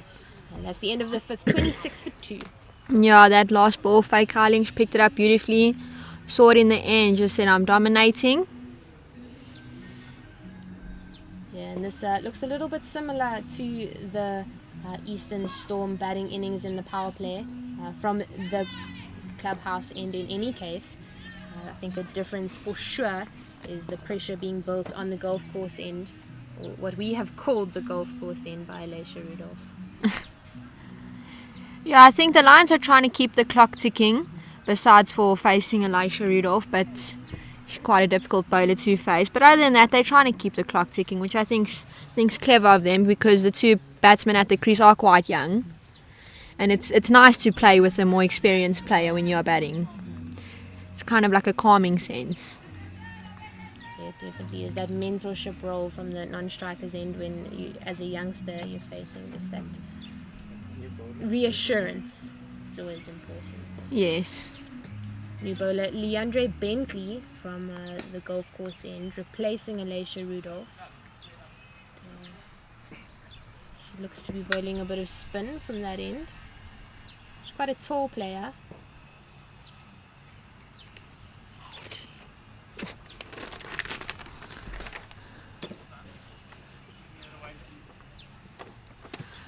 Yeah, a lot of flight, and it looks as if she rolls her fingers over the ball quite a bit. Bowling off spin, but it's just played with soft hands by Molefe to a vacant 3rd man region as backward point had to come through. Leandre Bentley, part of the under-19 Eastern Storm team, and she has a couple of senior caps for the Eastern Storm senior provincial team with best figures of 4 overs, 2 wickets for 14 runs against Limpopo in November of 2023. But she flights it up and just landing on that foolish length because it's so slow. Faye Carling just unsure whether to go forward or back. Full toss there. And over the head of mid-on, and that'll bounce out. Big chase put on, but in the end the ball beats the player and Faye Carling gets another 4 to her name. A little bit less convincing than the previous 4, a bit of a top edge, but in the end the result is what matters. Yeah, I think excluding the top edge, that was well played because Leandri is a very slow bowler, and for Faye to make her own pace out of it, that was well done.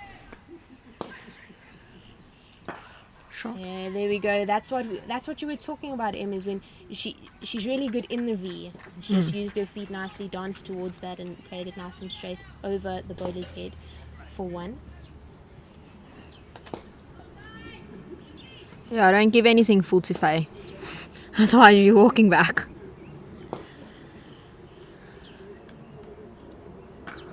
Short and played across the line over the head of mid-wicket, but Peyton Coppin out at cow corner doing the work just allows the single to happen between the Lions batters. Also a bit of a top edge there from Nayo Molefe.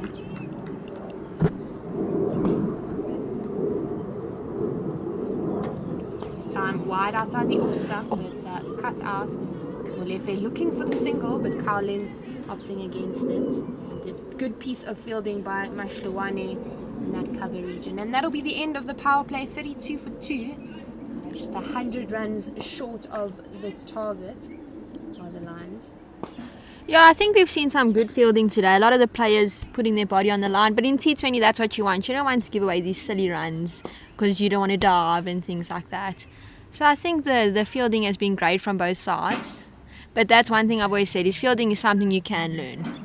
Bowling, you're bowling against a great batsman, you're having a bad day. Same as batting, you get a jaff of a ball. You can't prevent things like that, but fielding is something that I feel like everyone can work on, and I'm glad to say these both teams have impressed me.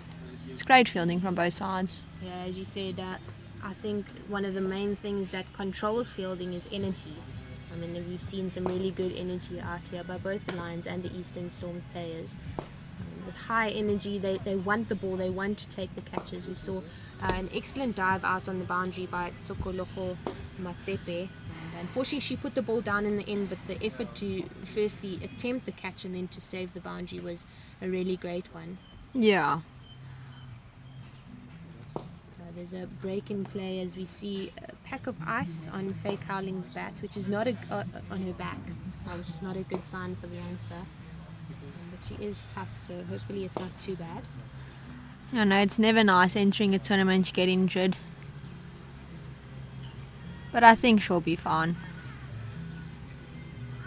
And that's the end of the power play as the umpire Macheke signals out to the scorers Ashley van Wyk to continue her spell into her second over to Neo Molefe. Cover sweeper long off, long on and cow corner, and played beautifully through the covers to the sweeper Leandre Bentley, cover sweeper. That was a really nice looking cricket shot. No, it really was. That is a Laura Wolfart in the making, if I would like to say so myself. She just opened the face really nicely there and timed it beautifully. Oh. Faye Carling, middle footed shot there, but the spin beating the bat.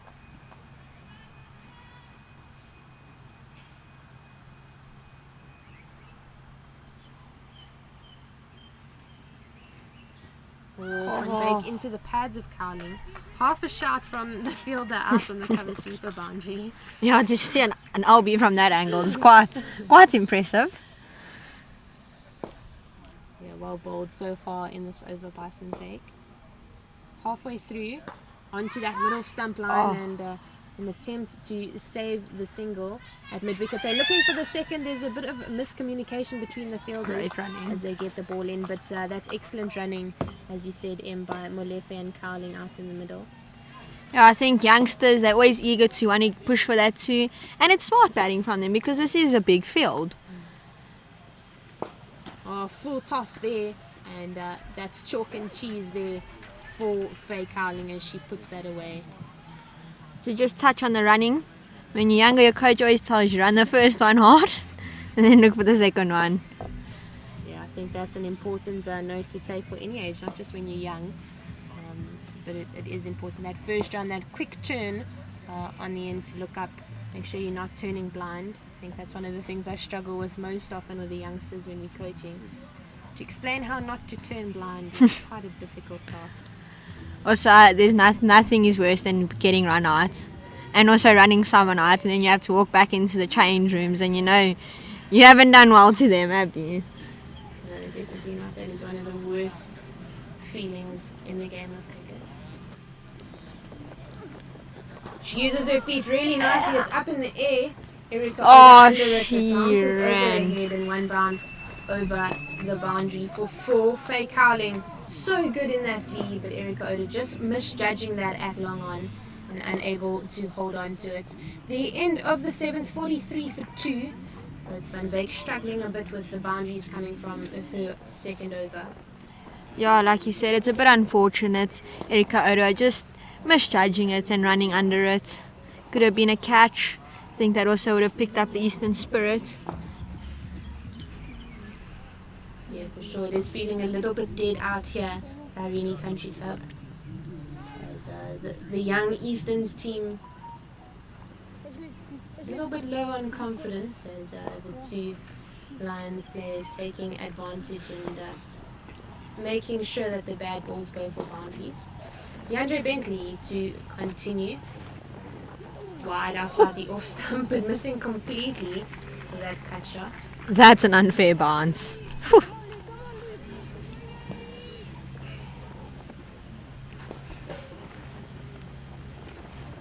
Or uses the feet and the lightning fast hands of Mesli Gorazes, and that's the wicket we were talking about. Hopefully this wicket will bring a little bit of spirit back into the Eastern Storm team. Leo Malefi just deciding to dance down the wicket, misjudging the turn completely, but very good hands from Gorazes to take the wicket of Leo Malefi for 22 of 24.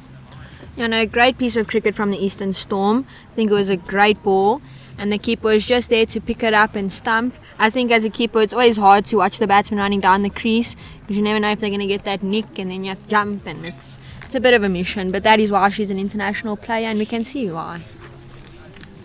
Yeah, she's been so good so far with her half century and then the catch behind the stumps, as well as the stumping that just happened. Letabo Bidley coming to the crease for the Lions. The player with the white helmet out there joining Faye Cowling.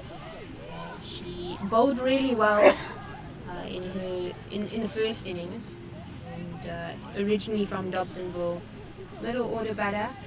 She's really exciting. She always looks for runs. Yeah, no, for sure. She's the one to keep the clock ticking. Whether you're playing a test match, a 50 over, she wants singles constantly and she wants boundaries. And I think that's something every team needs. Because when you're out there and you're on the sideline and your team's just sitting there dotting it up, you need someone like Letabo to come in and just get the clock ticking again.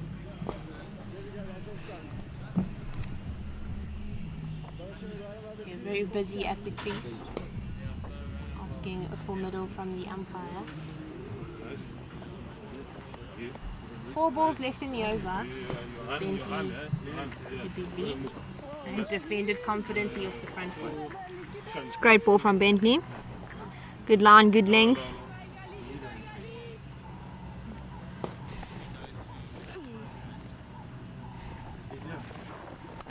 Oh, she rocks back nicely there, but Alicia Rudolph really good, putting her body behind the ball there at extra cover.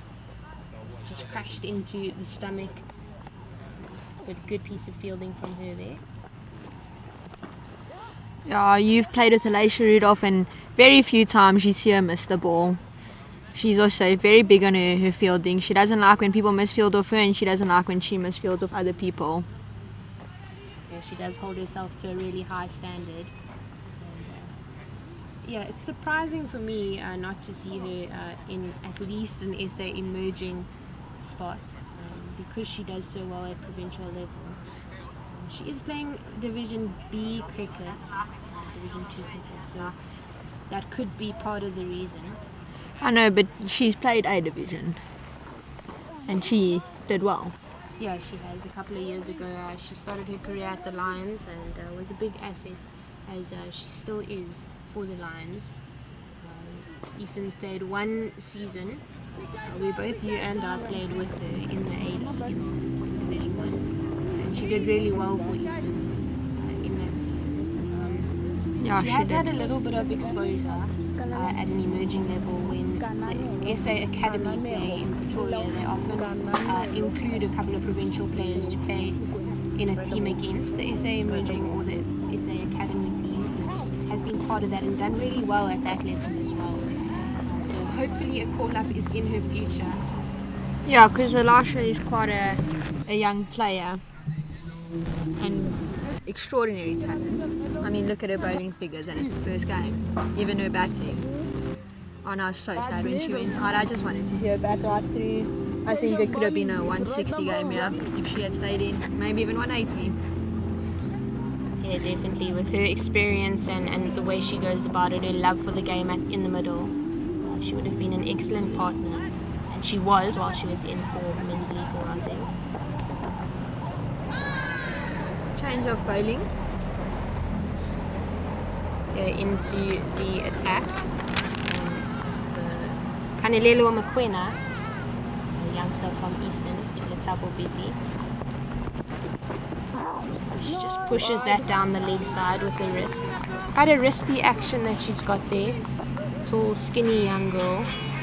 There's a bit of a wild action, runs in hard, tries to hit the crease hard. Sometimes as a batsman, that's intimidating. Yeah, it definitely could be.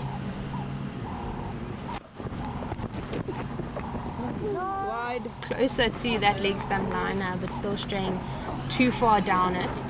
It's called another wide. These Eastern bowlers just struggling to hold their line on that off stump line so far today. Yeah, it's a bit disappointing because we came off the Lions game and there was barely any wides in that game. A bit of a chat there from the skipper. So a little bit of guidance given there by the senior player. She finds her line now as it's pulled across the line by Molefe, but fielded well. Just one bounce to cow corner Elisha Rudolph, the player we've been speaking about, who we've been really impressed by so far today. Just collects that one for a single. Faye Carling in to face the new bowler.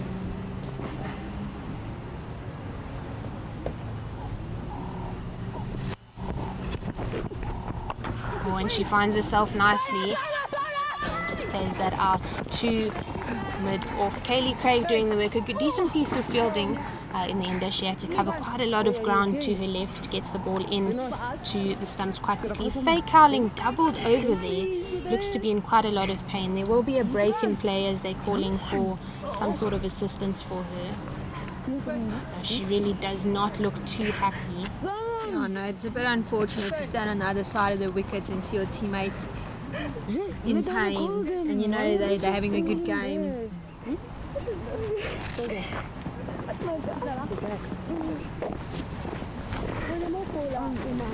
But nonetheless, great fielding from the captain.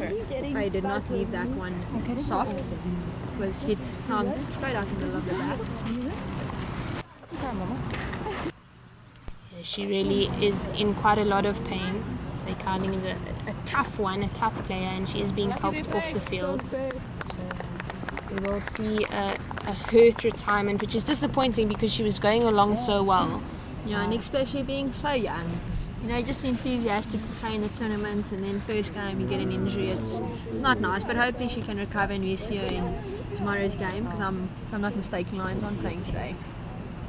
Yeah, the second game of the day is between the Fidelity Titans, the host of this global cricket tournament sponsored by John Deere, and they will be taking on Eastern Storm. Tomorrow, Titans take on the Lions, and then the double head on the third day for the Fidelity Titans. So generally Libba to the crease after the retirement of Faye Cowling. to be a back injury, but she's gone off to the medic tent. And Jenny Libba, quite an exciting player as well, as she was the captain of the Lions under 16 team. She's also the vice captain of this Lions team, and she's an off spinner and a middle order back. But we see her come to the crease now. On the non-striker's end, gives you an opportunity to have a look at what's going on.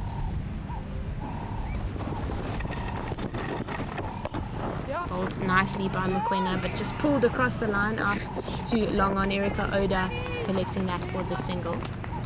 I know for sure the best place to bat is on the non-striker's end.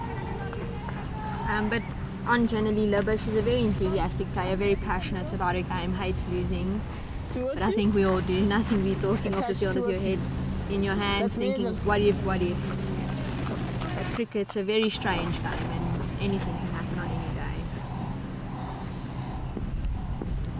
day. It is. Jenny Libba plays a hard game of cricket. She loves what she does. Just down the legs, but brilliant fielding. And at a short, fine leg region, just stuck the hand out there and just prevented that for sure boundary. It was a bad ball, a good shot, but a good piece of fielding in the end, just to allow that single to happen. Jenny Libba off strike. The first ball that she faced. McQuena just going down that leg stump line too far again. And I think the way that she's running into the crease, she's running quite skew. She kind of starts in line with that off stump line, but then strays to the left a bit and comes in. So with the angle of the arm and the wrist coming into play, it is strained down the leg side quite a bit. She changes her action, comes right arm around the wicket, or gets a top edge, and there's a chance for a catch, but Peyton Coppin at point unable to get there in time. Doesn't put the dive in. Yeah, I think that was a little lazy piece of fielding. The dive could have been there. But with regards to the bowler, I think she did come around the wicket, so she tried to change it. But like you said, she's running in at an angle. All she could do is just take one step right and straighten up the run up. It's less of a hassle. She goes down that leg stump line again. Interesting that it wasn't called a wide, as it did go past the bum, the bottom of Letabo Bidley, but in the end closes the over off with a dot ball, an expensive one. And the previous run brought up the 50, the half century for the DP World Lions team. Jenny Libba's play off the legs. Yeah, I think the Lions are more or less on par with our Easterns were in their first innings. So I think it's going to be quite a close game. And it's going to be an exciting one. I personally like cricket games when you need like 5 runs of 2 balls. I find that more exciting than getting bowled out for 8s or something like that. Yeah, definitely the closer ones are much more entertaining and exciting for everybody involved, I think the players including. As nice as it is to roll the opposition over, competition is the name of the game. Peyton Coppin into the attack from the golf course end. And, we said a little bit earlier how she has that in-swinger, the one that just dips in. How that arm kind of comes around, you'll see it in action. And we see that exactly as it's on that leg stump line, but Bentley doing the work at a square leg. Good piece of fielding, in and out of the hands nice and quickly. Hard throw into the gloves of Gurazes. Yeah, no, Peyton, her action, she has a unique action. Your standard bowler, when they bowl right hand, they normally end on the left side, she ends on the right side.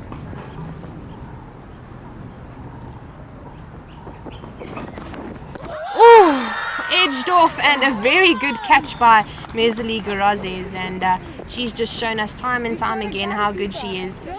Low take there with the right hand, just the ball falling into the gloves of the Namibian international, and a wonderful take in the end to see the back of Letabo Bidley. Yeah, no, she's been busy behind the stumps. Just looking at the replay, that was an excellent take. And also a great ball from Peyton. Yeah, for sure. We did speak about how we would have perhaps opened the bowling with Peyton Coppin. A little bit more experience at a higher level than Michaela Edwards, and she's just proven right now. Coming into the attack a little bit later than we certainly think she should be, but making her mark as soon as possible. No, great cricket out here today, really it is. And it's nice that they've done this international player thing, because it just shows the other players in the team what level you should be at. Like, we've got a 50 from our international player, she's taken 2 catches behind the stumps, and it just shows the level of competition and how hard each one of these players have to work to one day be there. Yeah, it definitely is. Part of this global cricket tournament is making players' dreams come true. This international experience for all of the players involved, as you said, it was very valuable. Tukoloko Matsepe into the crease for the Lions. Peyton Coppin on the money, just on that top of off line, and does the work, fielding work of her own bowling. Great bowling from Peyton. And also think on the international players, it's just, as a young player, it's nice to go up to someone you look up to and just ask for a bit of advice. And I think to have 2 of them in a team is it definitely is. That was called a no ball, and this will be a free hit for Mtsepe. Played across the line, but body behind the ball is Bentley at square leg, and they don't get any off that free hit. but unfortunate.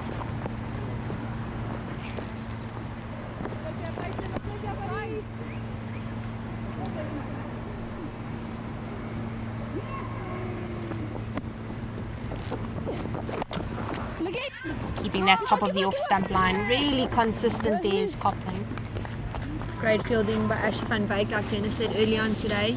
It's never nice to feel that point. It always tends to spin to the right, I mean to the left. And you know you should start moving to the left, but we never seem to learn. So good from Coppin, just holding that line outside the off stump. Left alone by Mtsepe. Just a little bit on Peyton Coppin at the Under-19 National Week. She won herself a player of the match for her 79 with the bat and 21 for 1 in 6.3 versus KZN Inland. So she did really well for the Easterns team in that game. Oh, what a ball! Through bat and pad and player and stumps. Pitching on off stump and sliding through past leg stump. So unbelievable finish there from Peyton Coppin. Just that one unfortunate no ball from her. And thank you, Emma. There will be a commentary change as Ken Borland will join me. Hello, Jenna. Peyton Coppin just paying for getting a bit too much in swing there. Right through the gate. Somehow missed leg stump. A very lucky let off for batter Mtsepe. But 52 for 4 then, the Lions, after 10 overs. They're somewhere shy of where Easterns were at the same stage, so work to be done. As Mokwena will continue from the clubhouse end to Bidley. Field well spread, 2 on the boundary on the leg side. And tossed up nicely, it's well struck through the covers, but it'll just be 1. Leandre Bentley at the cover sweeper region, been quite busy in the field. She bowled her 2 overs nicely as off spinners, slow off spinners, and has been an asset in the field. She gets to the ball nice and quickly. There's a field change as all the fielders on the boundary come 5-10 off. Mtsepe opening her stance for right on around the wicket, as batters often do. Nicely put away, but again it'll just be a single. A simple piece of fielding out in a cow corner by Alicia Rudolph.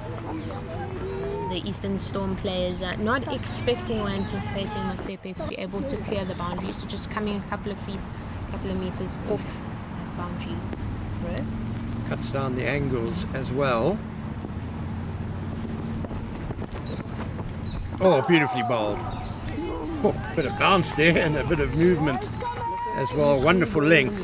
Had the batter groping. Definitely definitely. It feels like Mokoena is putting her back into it a little bit after the first ball of the over that just kind of floated into the batter.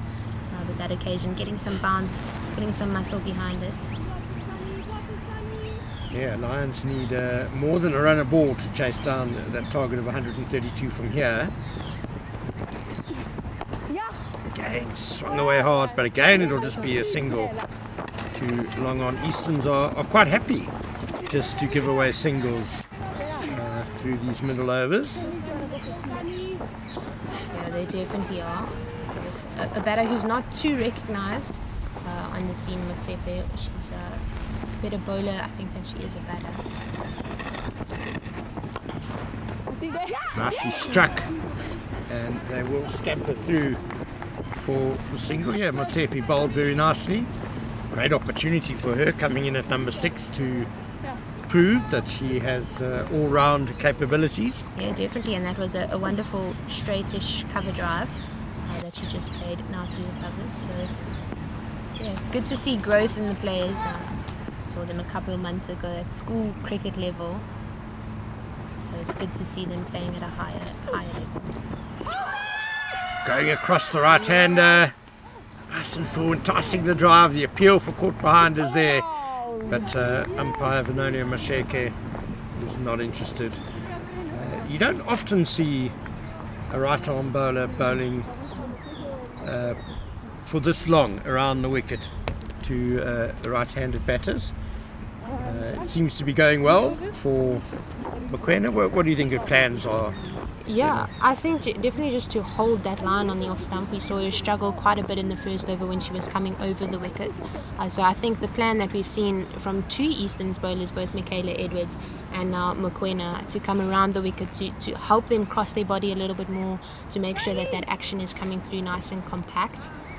So I don't know that it's as much a strategic decision as it is more to control her line and length from around the wicket.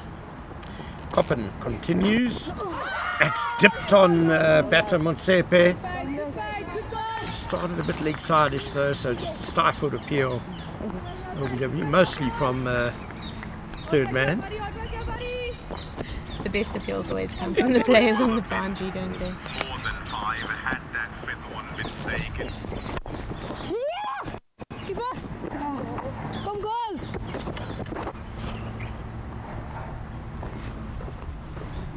Played nicely out to the deep there for one. Motsepe showing that she can rotate the strike, putting a more recognised batter. Generally Libba on strike to face Peyton Coppen. A lot of seam swing work for Peyton Coppen on the show so far. Yeah, she certainly moved the ball through the air very nicely, and that double strike for Easterns has really set the Lions back. That's nicely hit though off the back foot by Bidley. Lots of work for the cover sweeper, and she won't get there. That's a wonderful boundary for Bidley. Yeah, just dropping it too short there, not allowing the swing to have its full impact there at Peyton Coppen, but well taken on there by Jenny Libba, rocking onto the back foot, full face of the bat in contact with the ball, and picking her gap perfectly. Two new batters at the crease for the Lions as Coppen comes in again. Oh no, that's come off the hand all wrong, the big in swinger and the wide. So Bidley, before hitting that boundary, had 5 off 11 balls, and Motsepe's got 3 off 9. So both batters just taking a little while to get themselves set. Jenny Libba showing up Coppen a little bit too short, beating the field at short fine leg, and that'll race away for 4. Well played there by Libba. Took full advantage of the bad ball there by Coppen. Just too straight. Yeah, into her second over, and she just seems to have lost that control a bit that she had in that impressive first over. Yeah, the head falling away a little bit to the offside, which forces the arm to pull up over the shoulder. Maybe trying to bowl a bit too fast. Short and straight, but fielded well at square leg. Leandre Bentley doing well.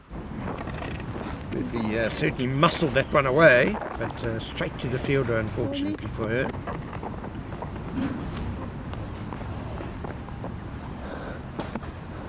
There's a little bit of an error on the scorecard. Generally, Libba is the batter on strike for the Lions. Copping a second wide in this over.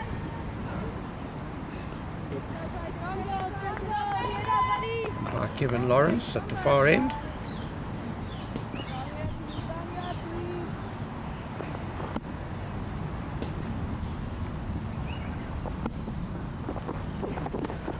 That'll be another wide, I'm afraid. The youngsters from Eastern just struggling to stay consistent or to pick themselves up after they've bowled one or two bad balls in the over. We saw the dip from the opening bowler, Michaela Edwards, also a youngster for the Easterns team, unable to come back after a poor delivery.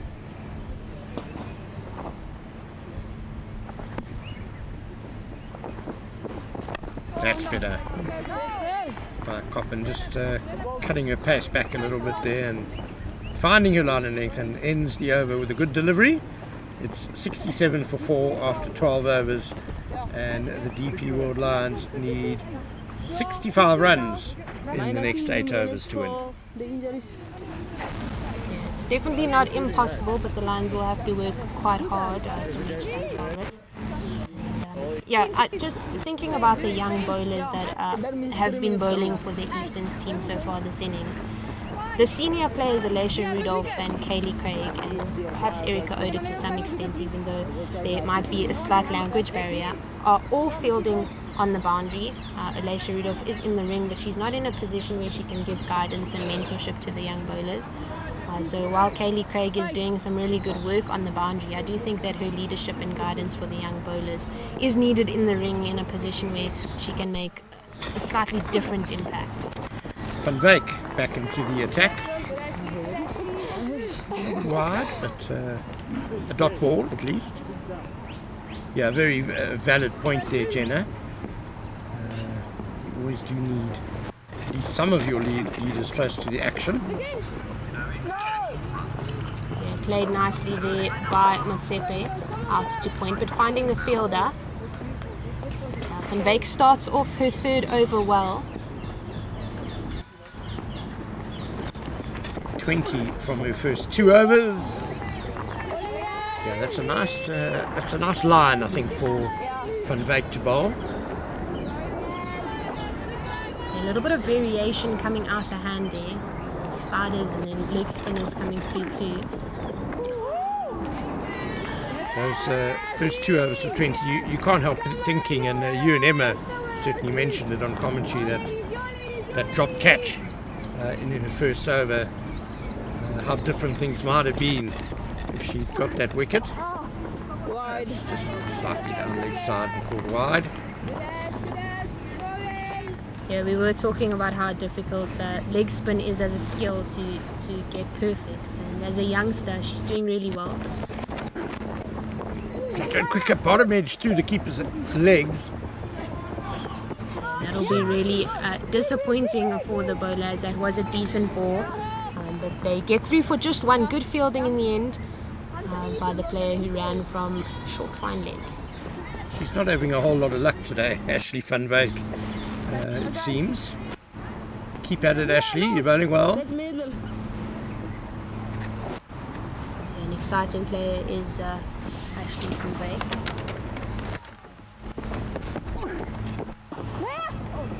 Pitched, but they are coming back for second. Yeah, it's a poor throw. Motsepe's pretty quick. Yeah, Alicia Rudolph picking that one up and just trying to throw too quickly without having a stable base. No feet were on the floor at all there. But just to go back to Ashley Van Wyk, part of the under-16 Easterns team. She's a really exciting all-rounder that's coming through. As in that under-16 week, she scored 148 against Northern Cape. So we only saw her face one ball this morning for the Easterns senior women's team, but she's definitely capable of coming in anywhere and scoring a couple of runs for her team. Eastern seemed to bat deep as well, because you were chatting about Peyton Coppin also having made runs in the December weeks, and they were down the order, so interesting. Yeah, with the exposure of the young players in this Easterns team at a senior level, even though it's in Division 2, they're playing a lot more cricket, and it does make that junior level quite high, I think. That's nicely pulled by Motsepe, just a one there to count corner. Yeah, Eastern's Division 2, as you say, and I know this is a DP World Lions invitation 11 really, more than anything, but they're certainly putting up a very good showing, and must be favourites to win this match at the moment, with 80 runs needed in a ball shy, no, less than 80, sorry, our scorecard has gone backwards a bit. That's a dot. Yeah, this Lions emerging team is also a well-practiced team. I think it's excellent what the Lions Union have done with this team, and we'll speak about it now. Just a wide given there. What the Lions have done is they have their main senior women's team, where the likes of Khomotso Rapo, Kirsty Thompson, Aibonga Kaka, Tumiseka Kune play. Just played out too long off for one. And that team then has this B team to them, which consists of all of these youngsters that are up and coming. And it's really exciting because they go around and they play against all the Division 2 games on weekends where they don't have league fixtures. So they do play a lot of cricket at a level a little bit higher than club level, which is really good. And I think all top 6 provinces, Division 1 provinces, should have emerging teams like this, because it just creates the pool of players. It makes the pool of players a lot bigger. It's going to be another dot ball. Yeah, it's such a good idea by the DP World Lions, and of course a lot of this team played in the under 16 week, which won the competition, the national under 16 week, as that ends the over. And the Lions also finished third in the under 19 girls week. No doubt there's a lot of talent in their pipeline, and there probably a handful of juniors under 19s involved in the senior Lions team as well. Yeah, they are. And I don't think that the under 19 performance, in terms of players who were selected for the SA under 19 team or the Phillies team, was a correct showcase of what the Lions have. As only one player was selected in those 2 teams. Karabo Messel made the SA schools team, and she was the only one from Gauteng. Van Wyk is continuing the full toss, just costing one to long on. That's a better delivery. That was nicely flighted and just dipping on the batter, who defended stoutly. Yeah, but this under 16 group from the Lions is a really exciting one. So they kept them at under 16s for 1 more year in the hope that the under 19 team will be stronger next. Has to be quick on this run. Oh, the direct hit would have been well out. And in fact it is out anyway, because very smart work by wicketkeeper Carezes, gathering the throw which just missed the stumps and then breaking the stumps, and a second run out in this Lions innings. They could really do without that. Yeah, and that is the end of Jenna Lee Libber, who looked to be knocking on quite nicely, 16 of 14, as our scorecard has updated and is correct now. So she was looking good, looking decent, hitting the ball nice and clean. And it's unfortunate to go out on a run out in that fashion. Yeah, that's a massive blow for the Lions, because you just felt that Libber was the one who really needed to bat through the majority of these last half dozen overs. She looked in good touch, hitting the ball sweetly, and great bit of fielding. It was a poorly judged run, but you could understand why it was taken, because it looked like it was going to get past the fielder.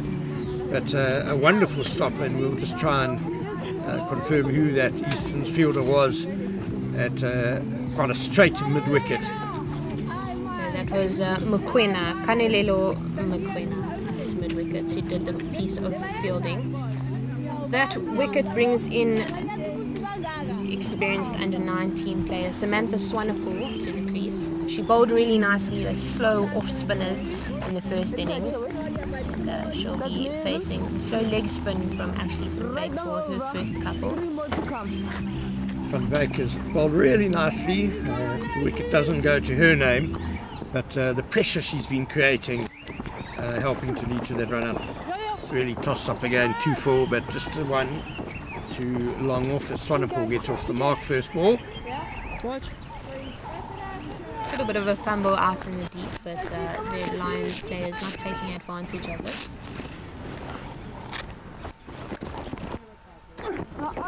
Oh goodness, that was really overpitched, as can happen for young leg spinners, and put away for 4 by Motsepe. Yeah, really well struck in the end by Motsepe, taking full advantage, finding the gap as there was a player out at deep square, but making sure it went to the right of her. Erika Oda, the Japanese international, out in the boundary there, collecting leather. And the bad news for Ashley van Wyk is that it's also a no ball for height. So a free hit now for Motsepe. Oh, well bowled, and crashes into middle stumper, but that will not be out as it was the free hit there, and Motsepe will be kicking herself. The irony for Ashley van Wyk, perfectly flighted and pitched leg break, and she's wicketless, and she's only got 1 ball left in her spell, but goodness, she certainly has deserved a wicket today. Maybe she'll get one with this last ball. Anything is possible. There was a drop catch in her first over. She definitely deserves it. And she's got it! Beautifully bowled, tossed up even more than the previous delivery. And Motsepe just played all over it, all over the top of it, and clean bowled. And Ashley van Wyk finishes with 1 for 31 in her 4 overs. She's bowled a bit better than that. Just reward for the young leg spinner. Yeah, definitely. And Ken, you said it. She deserved it. And yeah, cricket is a funny game. Commentators call. So Easterns will be happy with that, but I don't think Lions will be too chuffed. We often hear about a commentator's curse, but maybe we should start something called the commentator's blessing. But yeah, wonderful for Ashley van Wyk. Young leg spinners really just need so much encouragement coming through the game. It's such a difficult skill, and of course in T20 as well, when batters are going all out attack, it is tough, and they need good captains, they need good support in the field, and they need patience. Yeah, lots of confidence as well. So to the crease we see Leonie Swanepoel for the DP World Lions team. Youngster from Noordheuvel-Hoërskool. She's recently moved club. She's playing at Randburg Cricket Club.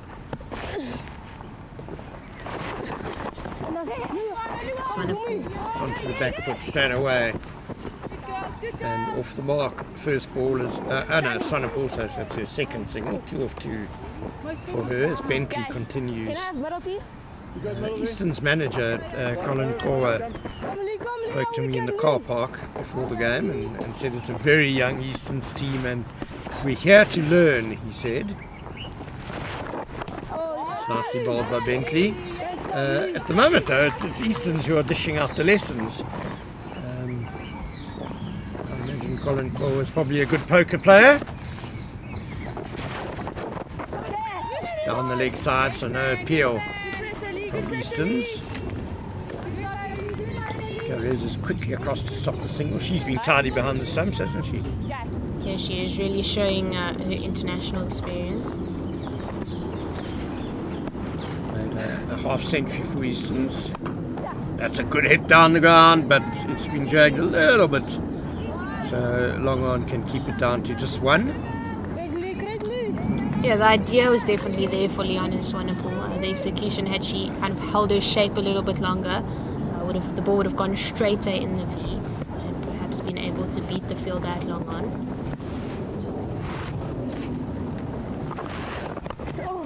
Steered away between point and cover by Swanepoel.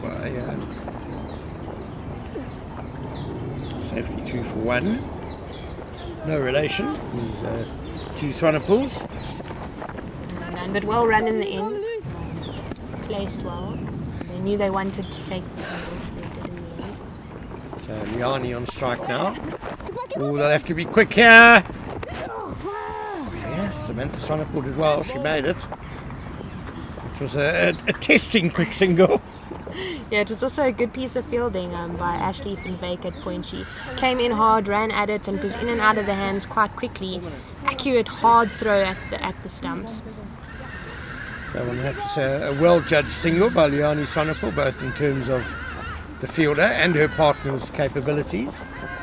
86 for 6 then after 16 overs. Yeah, perhaps because they have the same surname, they have some level of telepathy between the two of them. A psychic connection passed down through the genes far back. Who knows? Peyton Coppin back into the attack. This time she's from the clubhouse end. Perhaps a change of ends will help her stay more consistent than she was in her first 2 overs. There's no wind to speak of here at Irene, so no particular side that will help her in swing more. That's a good start to the over. Yeah, and the wicket that we are playing on today is in the middle of the square, so not too much concern for slope on the pitch.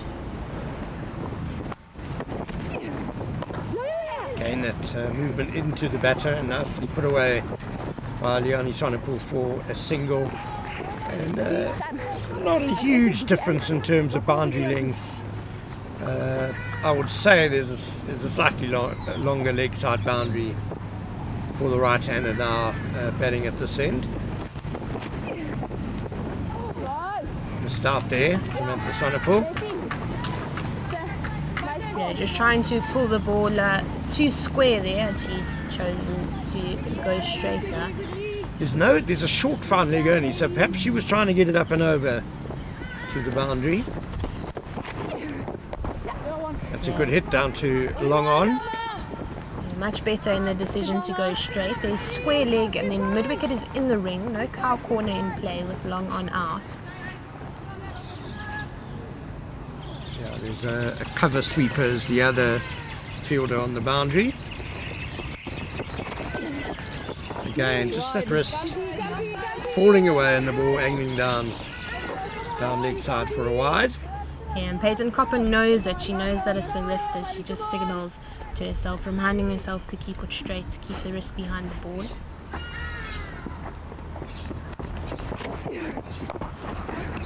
Good ball and an even better shot straight down the ground. And they're going to try and come back for second. Sent back though. Probably a good call by Samantha Swanepoel. Okay, a good piece of fielding by the Eastern Storm captain Kaylee Craig. In and out of the hands nice and quickly. Yeah, the two straight fielders on the boundary have been nice and secure in this innings. Big swing and a miss. And the end of a better over from Peyton Coppin. 90 for 6 after 17 overs, so the DP World Lions need 42 runs in these last 3 overs. There's no time for fiddling about anymore. They're going to have to just throw the bat at pretty much everything. And unfortunately, they have 2 new batters at the crease. Yeah, and with Elisha Rudolph coming back into the attack from the golf course end. And she was so good in her first 2 overs. Just 3 runs coming from them. No wickets to her name. But she did, the pressure of her bowling brought about a run out. Yeah, outstanding by the experienced all-rounder. Batted well at the top of the innings for Easterns as well. It's going to be probably cut off. No, cover sweeper can't get across. Rudolph pays for the full toss, nicely put away by Liani Swanepoel. Yeah, we have complimented Rudolph so much on her consistency and the way she goes about her game. But no one is perfect, so she just tossed that one up a little bit too much than she would have liked. So Ashley van Wyk and Leandra Bentley have both bowled out for Easterns. It's nicely bowled and it'll be a dot ball. So Van Wyk 4 overs 1 for 31. Bentley, really good, 4 overs 1 for 13. Michaela Edwards has got 2 overs left, and Caitlin Coppin's got 1. Slightly different action there from Rudolph. Another dot ball. Kananela Mokoena has also got 2 overs left. So interesting to see who will bowl 19th and 20th overs. Yeah, well, I think the way Rudolph is bowling, she's got the 20th over, the last over set for her. Yeah, nice and tight from Rudolph. That might be wide. It is. The 2 round arm there. Trying to bowl it quicker, flatter. Yeah, you never really know what's coming when Alicia Rudolph is bowling to you. Cover sweeper's got work to do. She does it well. They'll be back for 2. Yeah, a wily campaigner, Rudolph, no doubt about it. Yeah, we have spoken about how she loves her game and she holds herself to quite high standards. She's quite animated as well, so you'll see hands on heads. Well, she's certainly performed in this game. And no, they're not going to get a run from Wyk. That point feels well again.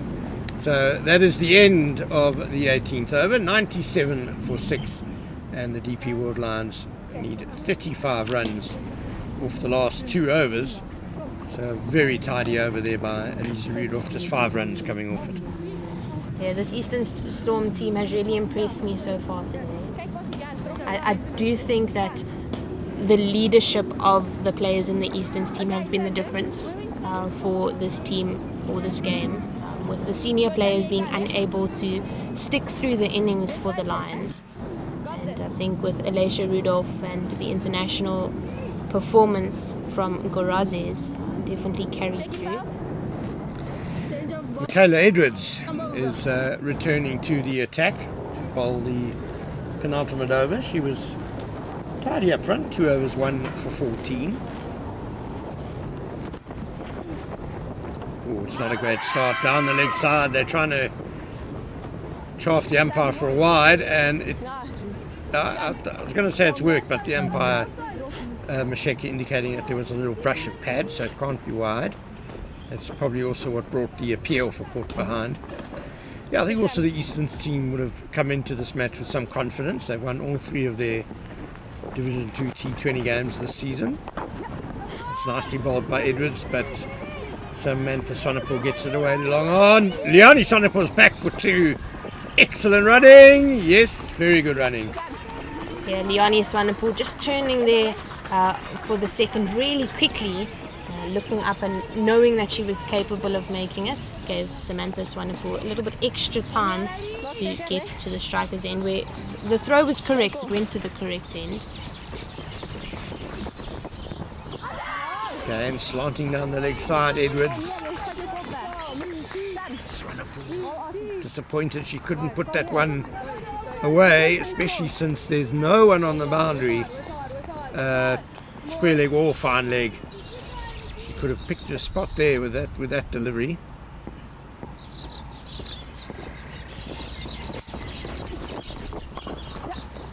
Nicely clipped wide of long on. Yes, that's going to run away for a much needed boundary for the Lions. Yeah, Thelma Makubula had little chance there at long on. Both Kyle Corner and long on 5 to 10 steps off the boundary rope, and I think that's what might have cost the boundary there. Had she had a little bit more time to react to that one, different story. Yeah, perhaps at this stage of the innings they should be back on the fence. Just happy to concede 1 or 2. Again heaved in that same area by Samantha Swanepoel. Rudolph, excellent one-handed feeling, and that'll keep it down to just 1. 100 up for the Lions with that previous boundary. But alas, it's already the 19th over. They need 28 runs off these last 7 deliveries to win. It's better by Edwards. Cover sweeper again in play. Yeah, Edwards getting it more on the offside line there. and just a single to end the over. It's 105 for 6, and Alicia Rudolph, one imagines, will have 27 runs to defend in the final over. Yeah, and you can't really fault Michaela Edwards for that over, her third. She did bowl to her field. The boundary did go kind of straight through the fielder at long on. So not a bad over to bowl at the death. Yeah, it was a very good shot by Samantha Swanepoel. Nothing wrong with the delivery. It was up there, nice and full and straight, but very well hit and placed by Samantha Swanepoel. It will now be Liani Swanepoel on strike, and Rudolph will indeed bowl the final over with 27 runs to defend. And starts with a dot, although it was hit hard by Liani Swanepoel. Yeah, the intent is definitely there by the young Lions players. Big inside edge, and they'll scamper through for a quick single. Yeah, you can't blame the two Swanepoels for falling short here. They were left with a very much an uphill task. Liani's got 12 of 16, Samantha Swanepoel run up ball 11. Skied out to cover and gone. And the Lions lose their 7th wicket. Yeah, Kanelelo Mokoena with the catch at cover. And Samantha Swanepoel just trying to go too hard over cover, which was definitely what was needed for her team, but unable to get the maximum of the bat behind the ball and just chipping it up. Easy catch in the end by Mokoena. Yeah, Swanepoel just shuffled down a bit, down the pitch a bit there. Maybe even got a bit too close to the ball. Sliced out to cover, and the Lions have really just lost too many wickets at regular stages in this innings, and on their way to falling quite a long way short of their target. Captain Kanewi Makake out in the middle to join the youngster Liani Swanepoel.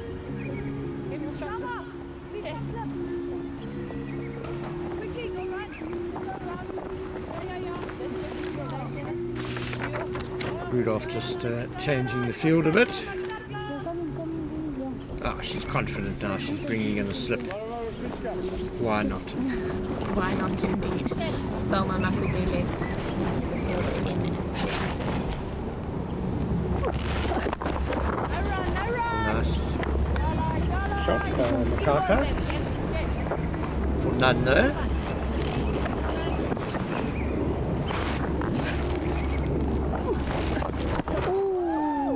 Fishing outside that off stump. Beaten. Rudolph also, she's got all these changes of pace as well, which makes it tricky for the batter, especially when you're new to the crease. Nicely driven to long off for one, and Makeke gets off the mark.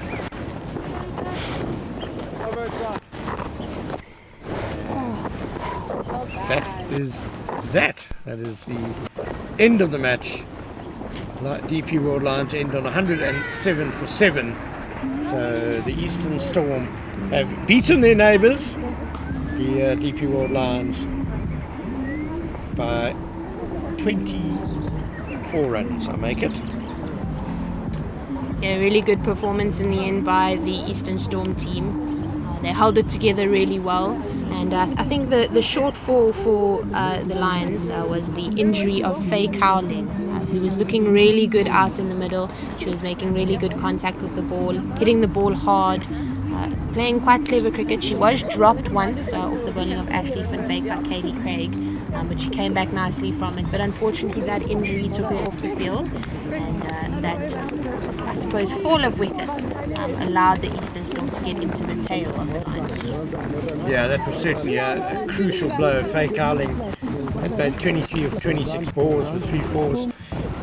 As you say, looked really comfortable at the crease, was dominating, and a great pity. She needed treatment a couple of times. She valiantly tried to push on, but in the end couldn't, and a great pity. And we just hope that she can continue to play a part in this global cricket tournament sponsored by John Deere and brought to you by the Fidelity Titans, because she certainly looks like someone who will be very entertaining to watch going through this tournament, which runs through until Saturday.